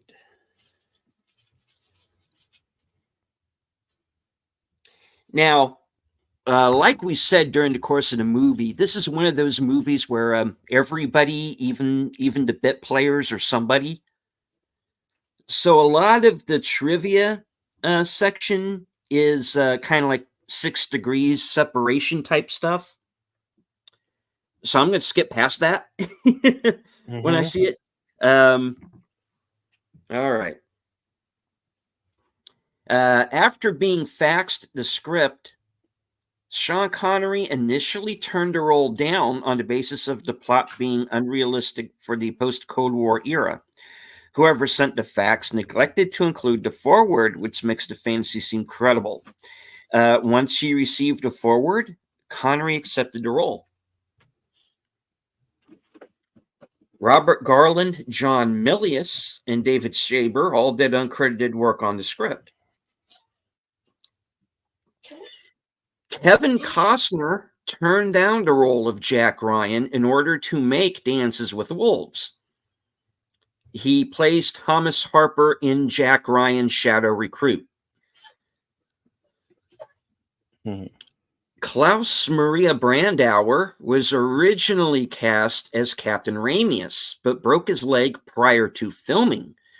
It was Brandauer who suggested that he suggested his friend Sean Connery for the role, having known him since they appeared in Never Say Never Again.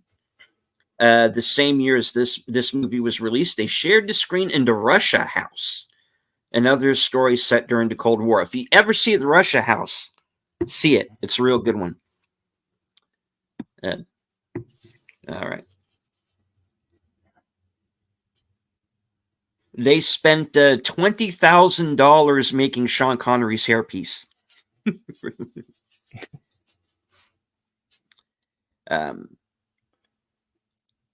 During filming, several of the actors portraying USS Dallas crewmen took a cruise off the coast of San Diego on the USS Salt Lake City, a real Los Angeles class submarine. To help Scott Glenn train for his role as the Dallas's commander, the real commander of the Salt Lake City, Thomas Fargo, ordered his crew to treat Glenn as equal rank. First giving reports to Fargo, then the same report to Glenn. Glenn based his performance of Captain Bart Mancuso on Commander Fargo, giving orders in a calm, even voice, even in tense situations, saying, "Whatever good happened in the performance, I basically owe now to Admiral Fargo. Thank you, sir." The crew of the USS Dallas adopted the tagline, "The hunt is on," as an unofficial ship's motto. The dual beeping sound effect of the Red October moving on USS Dallas's sonar screen was also used in Patriot Games. That's the sound of Jack Ryan's electrical. I can't speak. My tongue is numb. I can't. Okay. I could never say this. Electrocardiogram. I'm sorry, folks. Live TV. The frigate shown when the Red October surfaces is not the real USS Reuben James, an Oliver Hazard Perry class frigate with hull number 57. USS Gary, hull number 51, portrayed Reuben James and also provided some of the engine room shots of the Red October. The crew also participated in some scenes. The underwater model of the Red October has never been in the water. This effect was, the underwater model of the Red October has never been underwater. This effect was achieved using mist from dry ice on the quote-unquote underwater set and a few digital touch-ups. The sub was hung by 12 wires from an overhead grid, which gave the ability to tilt and turn the model as needed.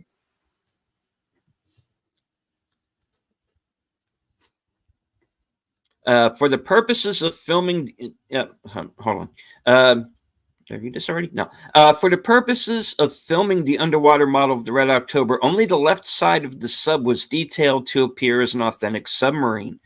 The effect of showing the right side of the boat was achieved by simply turning the frame and reversing the image.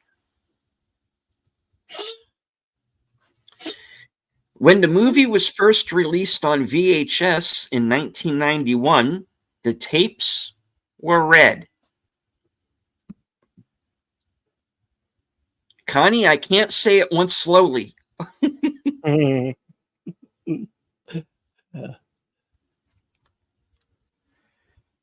Two torpedoes are dropped from the air at the Red October, one from a Bear Foxtrot bomber and the other from a Seahawk helicopter. There was only one actual torpedo drop, which was incorrectly reported here as filmed from two different angles for the attacks.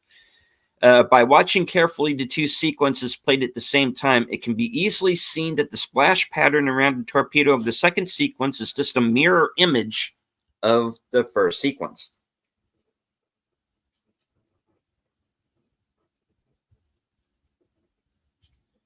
Due to his obligation to this movie, director John McTiernan had to pass up the opportunity to direct Die Hard 2. The Bible verses that Putin reads at the beginning of his conversation with Ramius come from Revelations.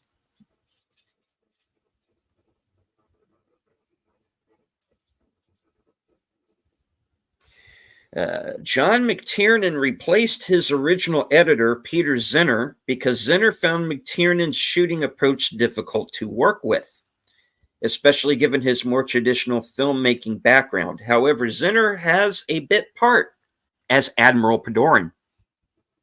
The guy, that guy.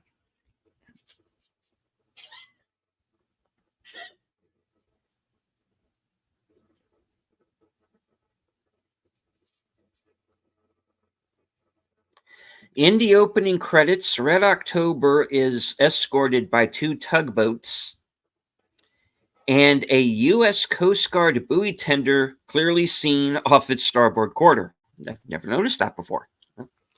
Okay.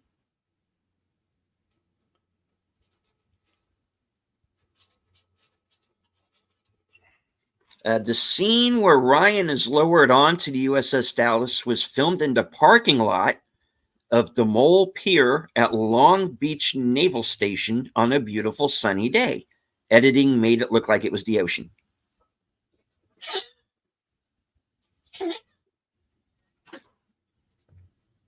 It's a manly movie. Gates McFadden and Louise Boris as Kathy and Sally Ryan, and Denise E. James as a flight attendant have the only credited female speaking roles, and all of their dialogue scenes are over before the opening credits. There is an uncredited female engineer speaking in the background at Skip Tyler's dry dock, and another non-speaking flight attendant appears at the end. But apart from that, there are no other women in the movie. Suck on that one. Movies for guys who like movies. Yeah. No women allowed. Get out. No, I'm kidding. And hello, Mikey. Okay. Mikey. All right. At the end of the movie, Captain Ramius quotes a poem that is attributed to Christopher Columbus. According to director John McTiernan, the poem was actually written for this movie by screenwriter Larry Ferguson. And in case you are wondering, yeah, four too many, yeah. Larry Ferguson is actually in the movie. He plays the chief of the boat on board the USS Dallas.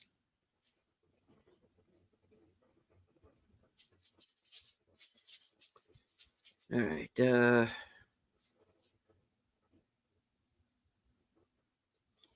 I started a poll for next week's choice.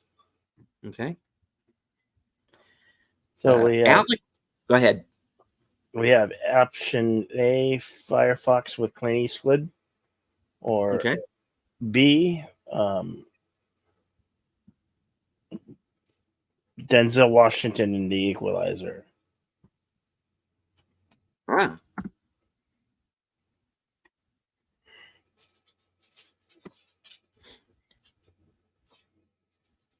Continued delayed. All right. So everybody go over to Bill's channel real quick and decide which of the movies you want to see. Both are good choices. So let us know. All right. Alec Baldwin accepted the role of Jack Ryan because Harrison Ford turned it down.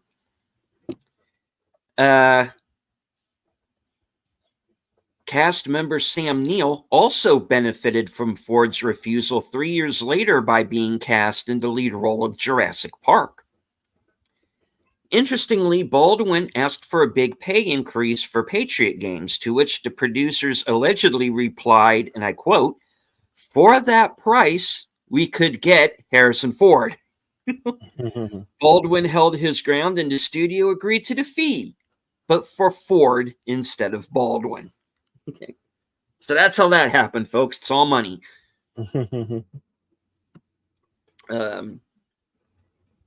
Mikey in the chat says, my favorite memory, watched this film in a theater mall back in Phoenix, Arizona with my first ex-wife. Lightning and thunder later hit the Paradise Valley Mall's roof, bringing down the film we got to see free. Okay.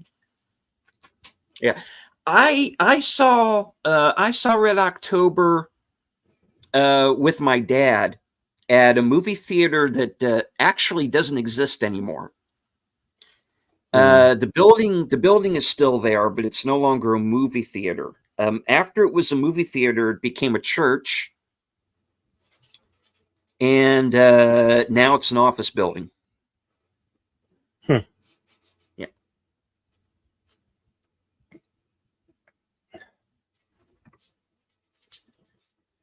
The movie starts out in Russian, then switches to English. In an early scene, as the political officer reads a passage from a book, which contains a quote from Robert Oppenheimer.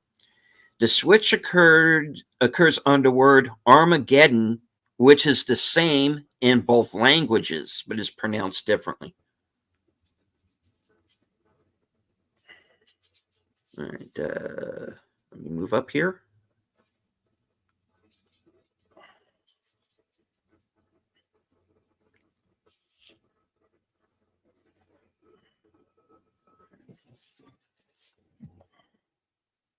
A lot of these repeat. That's why I'm going through.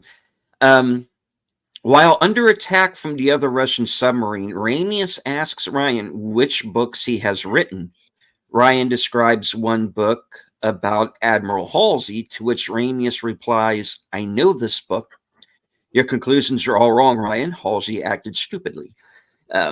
No further explanation is given, but they are referring to the Battle of the Leyte Gulf in October 1944. The U.S. was about to invade the Philippines and knew the Japanese Navy would counterattack, but didn't know where. Halsey's fleet was supposed to guard the northern approaches to the invasion beaches. The Japanese Navy sent a small fleet of their ships in one direction as a decoy. Halsey took the bait and sent his entire fleet after it, but without informing the rest of the U.S. Navy of what he was up to, leaving the North completely unguarded. This action is what Ramius refers to when he says Halsey acted stupidly. The rest of the Japanese Navy was able to slip through unscathed and undetected. If not for the valiant action of destroyers and escort carriers, the Japanese fleet would have devastated the U.S. invasion fleet.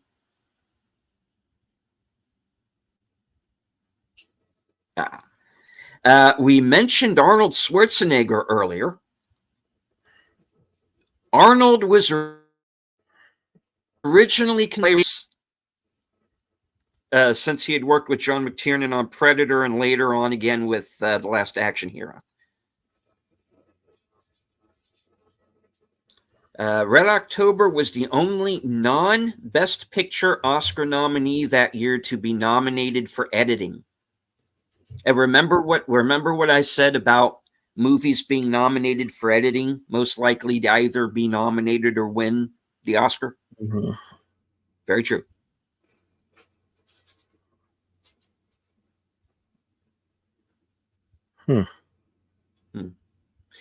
During the scene where Admiral Padoran receives the letter from Marco Ramius, he uses a miniature sword as a letter opener.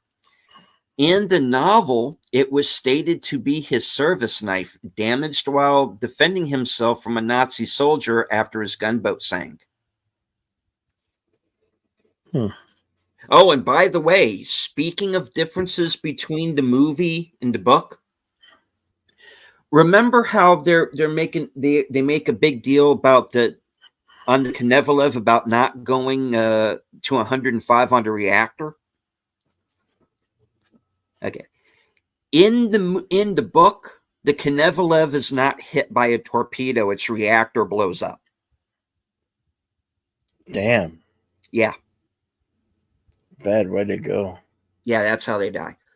All right, let's see.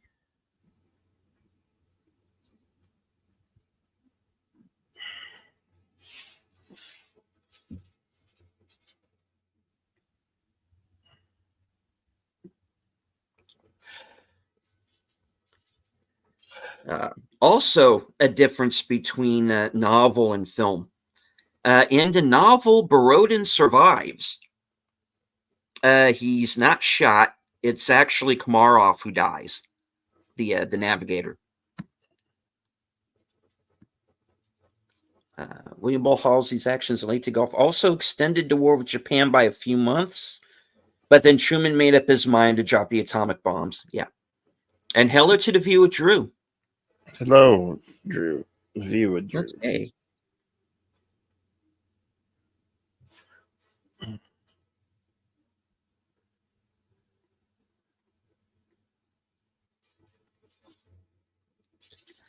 Before dying, Borodin says, "I would like to have seen Montana." In Jurassic Park, Neil's character, Dr. Grant, is introduced while leading a dinosaur dig in Montana.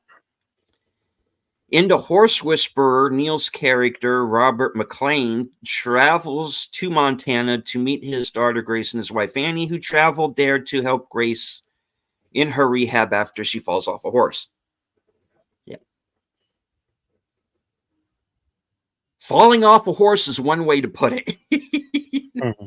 If you've ever seen the movie, it was a little bit more grim than that. Yeah. And we've talked about maybe doing The Horse Whisperer for the Western. Yeah, absolutely. So stay tuned. You might be seeing that, folks. All righty. Let me see. There was one more thing I saw in here that was very rather interesting, I thought. According to Sean Connery and Peter Firth, the scene where Putin is murdered was watched by high-ranking Russian government VIPs who were visiting the set that day. That might have been a little too close to home for them. All right. There are 136 trivia items in all on IMDb Pro. Obviously, it would take a whole other show to read them all off, so I'm not going to do that right now. I'm going to cut it off right there. All righty. We need votes for next week. All right. Yes, everybody, please go to Bill's side of the chat, vote in the poll. Which movie would you like to see us watch next week? Clint Eastwood in Firefox or Denzel Washington in The Equalizer? And I'd like to say I'm sorry. I have a hard time talking right now. I got a really bad sore throat. Ah, I'm actually haven't been feeling too good. I'm actually heading to the ER tomorrow for wounds that I have on my legs. But I'm also going to have them check me out for if this is the beer bug or something. ooh. Well, Yeah. hopefully not. All right. And I'm a little concerned about maybe having to go under the knife myself, so to speak, because I have had one hell of a toothache for the last few Oh days. no. I have a tooth that is chipped, and it has been hurting like a mother effer. So I'm probably going to have to get that checked out if it is. I don't know if it's just because it's been very cold here of late. I don't know if it's just that getting to me or if it's just the tooth itself, but yeah. It hasn't been too great health wise for me either in the last few days, but Oh, I'm up on my feet. Um, and I have a couple of people from work who seem to be down from the bug as well. So, yeah, you know. But anyway, luckily I've managed to avoid that. we've got 2 votes so far. We got 50-50. We need a tiebreaker. Maybe you should do the And voting on your I'll go ahead channel and say it. too. Oh, okay. Hold on. I did want to go ahead and say I voted for Firefox, and I did that for 2 reasons. One, I haven't seen it in a good long while, Mm-hmm. and I've seen The Equalizer kind of recently, so that's why I. Yeah. It's been a good, and Firefox is based on a series of books as well, so that would be pretty cool seeing that. All right, let me head on over to the channel, to my side of the channel here. Let me get this poll up and running here on my side. How are your new glasses, Connie?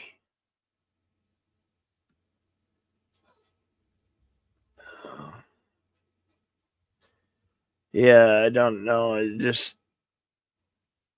I guess this is just came on like overnight, and I was debating whether to go on to now. And I had to reschedule. I was going to be on later with Netter on her Thursday things, but we rescheduled. It just hurts to talk right now, so I'll do my best to get better and get over whatever this is.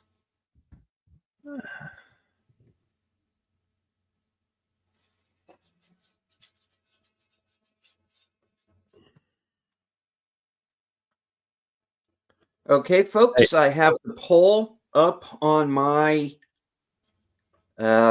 side as well.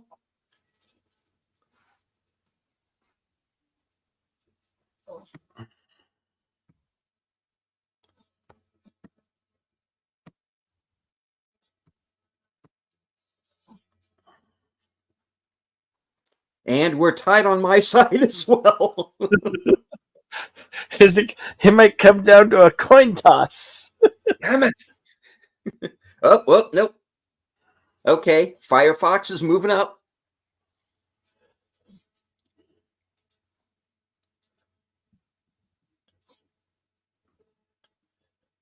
Uh,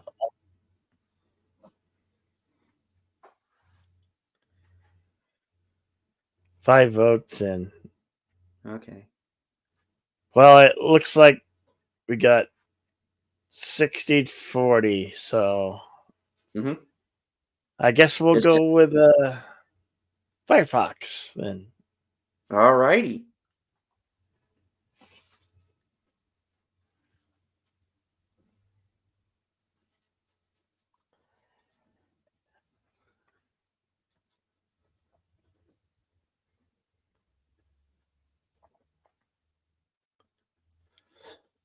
All right. I'll leave the poll up and running on my side for a couple of more minutes to see if anybody wants to come in and vote. Mm-hmm.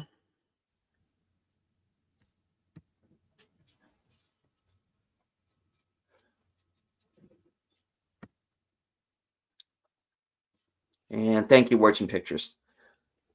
Yes, thank you. All righty. Mikey, voting for the equalizer.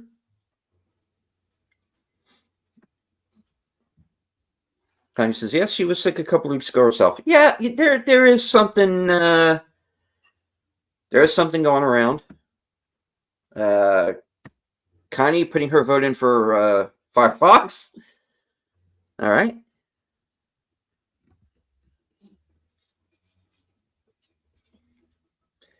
And Firefox kind of relates in that it is an American taking A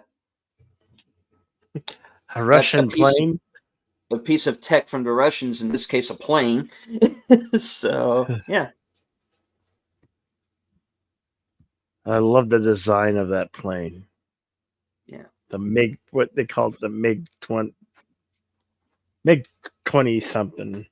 Yeah, MiG-21, I think. All right.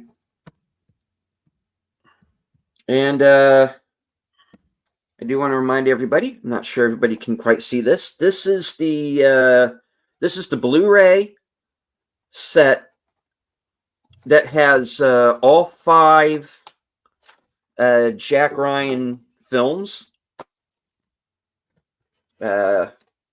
including Shadow Recruit, Patriot Games, Sum of All Fears, Clear and Present Danger, and of course, today's film, The Hunt for Red October. Now, I know Red October and Patriot Games have 4Ks. I don't currently have those in my possession. I'm kind of waiting until they come up with like a 4K set of all of them, like this Blu-ray. That would be sweet. So, yeah, that might be available somewhere. I don't know, but yeah, I do know that at least a couple of them, including this one, are on 4K right now. Okay. Connie said she saw Firefox. Yeah. Yeah, I saw Firefox in theaters as well, if I remember correctly. It's been a while. That was 1982? Yeah. Yeah, it was 82, right? Yeah. Yeah. Right. Mikey says, I'm going to miss you all when I go on the Lenten break from streaming starting next Wednesday on the 14th. Mm. Are we in your kitchen? Yes. And Connie says she saw Firefox when it first came out. Right on. Cool. I gotta take my dog meal. I'll be right back. Okay, no problem, Bill. All righty. While Bill is taking care of that, I want to remind everyone that since Bill has unfortunately had to drop out, he was going to be the guest tonight on Netters Network for Thursday Things. But I'm sure the show will go on in some capacity. So please go over and show Netters some love and watch your show. And of course, at 11:30 this evening, you will get the weekend update over on my channel. You get a chance to touch base with my subscribers, let everybody know what's coming up for the channel.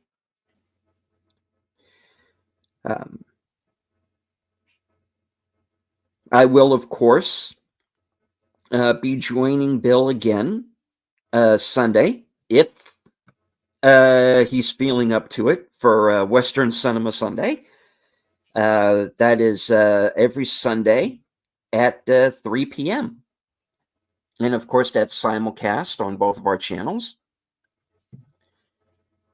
Also, Sunday at 8 p.m. is my show, Unscripted. Episode 51, The Girl from Alderaan. And I'm going to be talking about the whole Gina Carano lawsuit business. That is the pregame show, Geeky Geezers, over on Aged Boomers channel. Co-hosted by Troy Pacelli. And that, of course, is their kind of end of the week recap show. And then follow me on over after that show is over to my channel for The Other Side of Midnight at 12:05 a.m. Eastern, 11:05 Central. No guests set up as of yet, so stay tuned. And then, of course, let's see, that gets on over to Tuesday for a live from Sparkwood in 21, where Troy Pacelli, Netters Network, and Aged Boomer will join me as we watch episode 7 of season 2 of Twin Peaks. Okay, Mikey says Netter is interviewing me April 4th for our channel. Cool. Well done.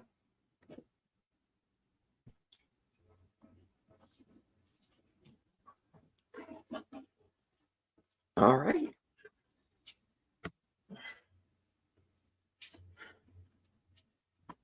I'm back. Right on.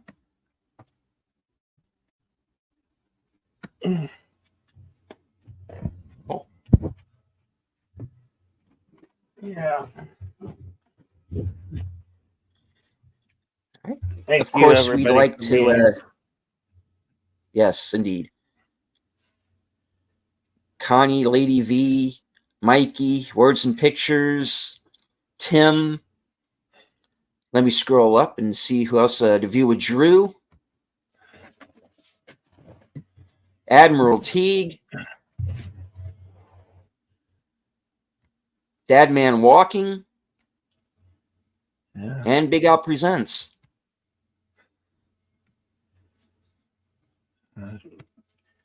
Congratulations on your yes. Congratulations on your success, Lee. Yes, I'm so proud of you.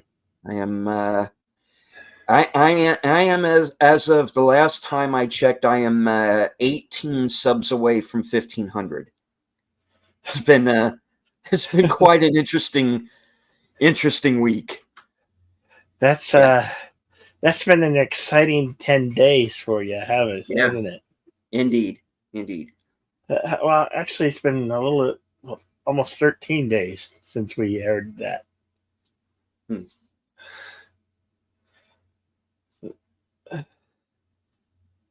Truly amazing. I'm so happy.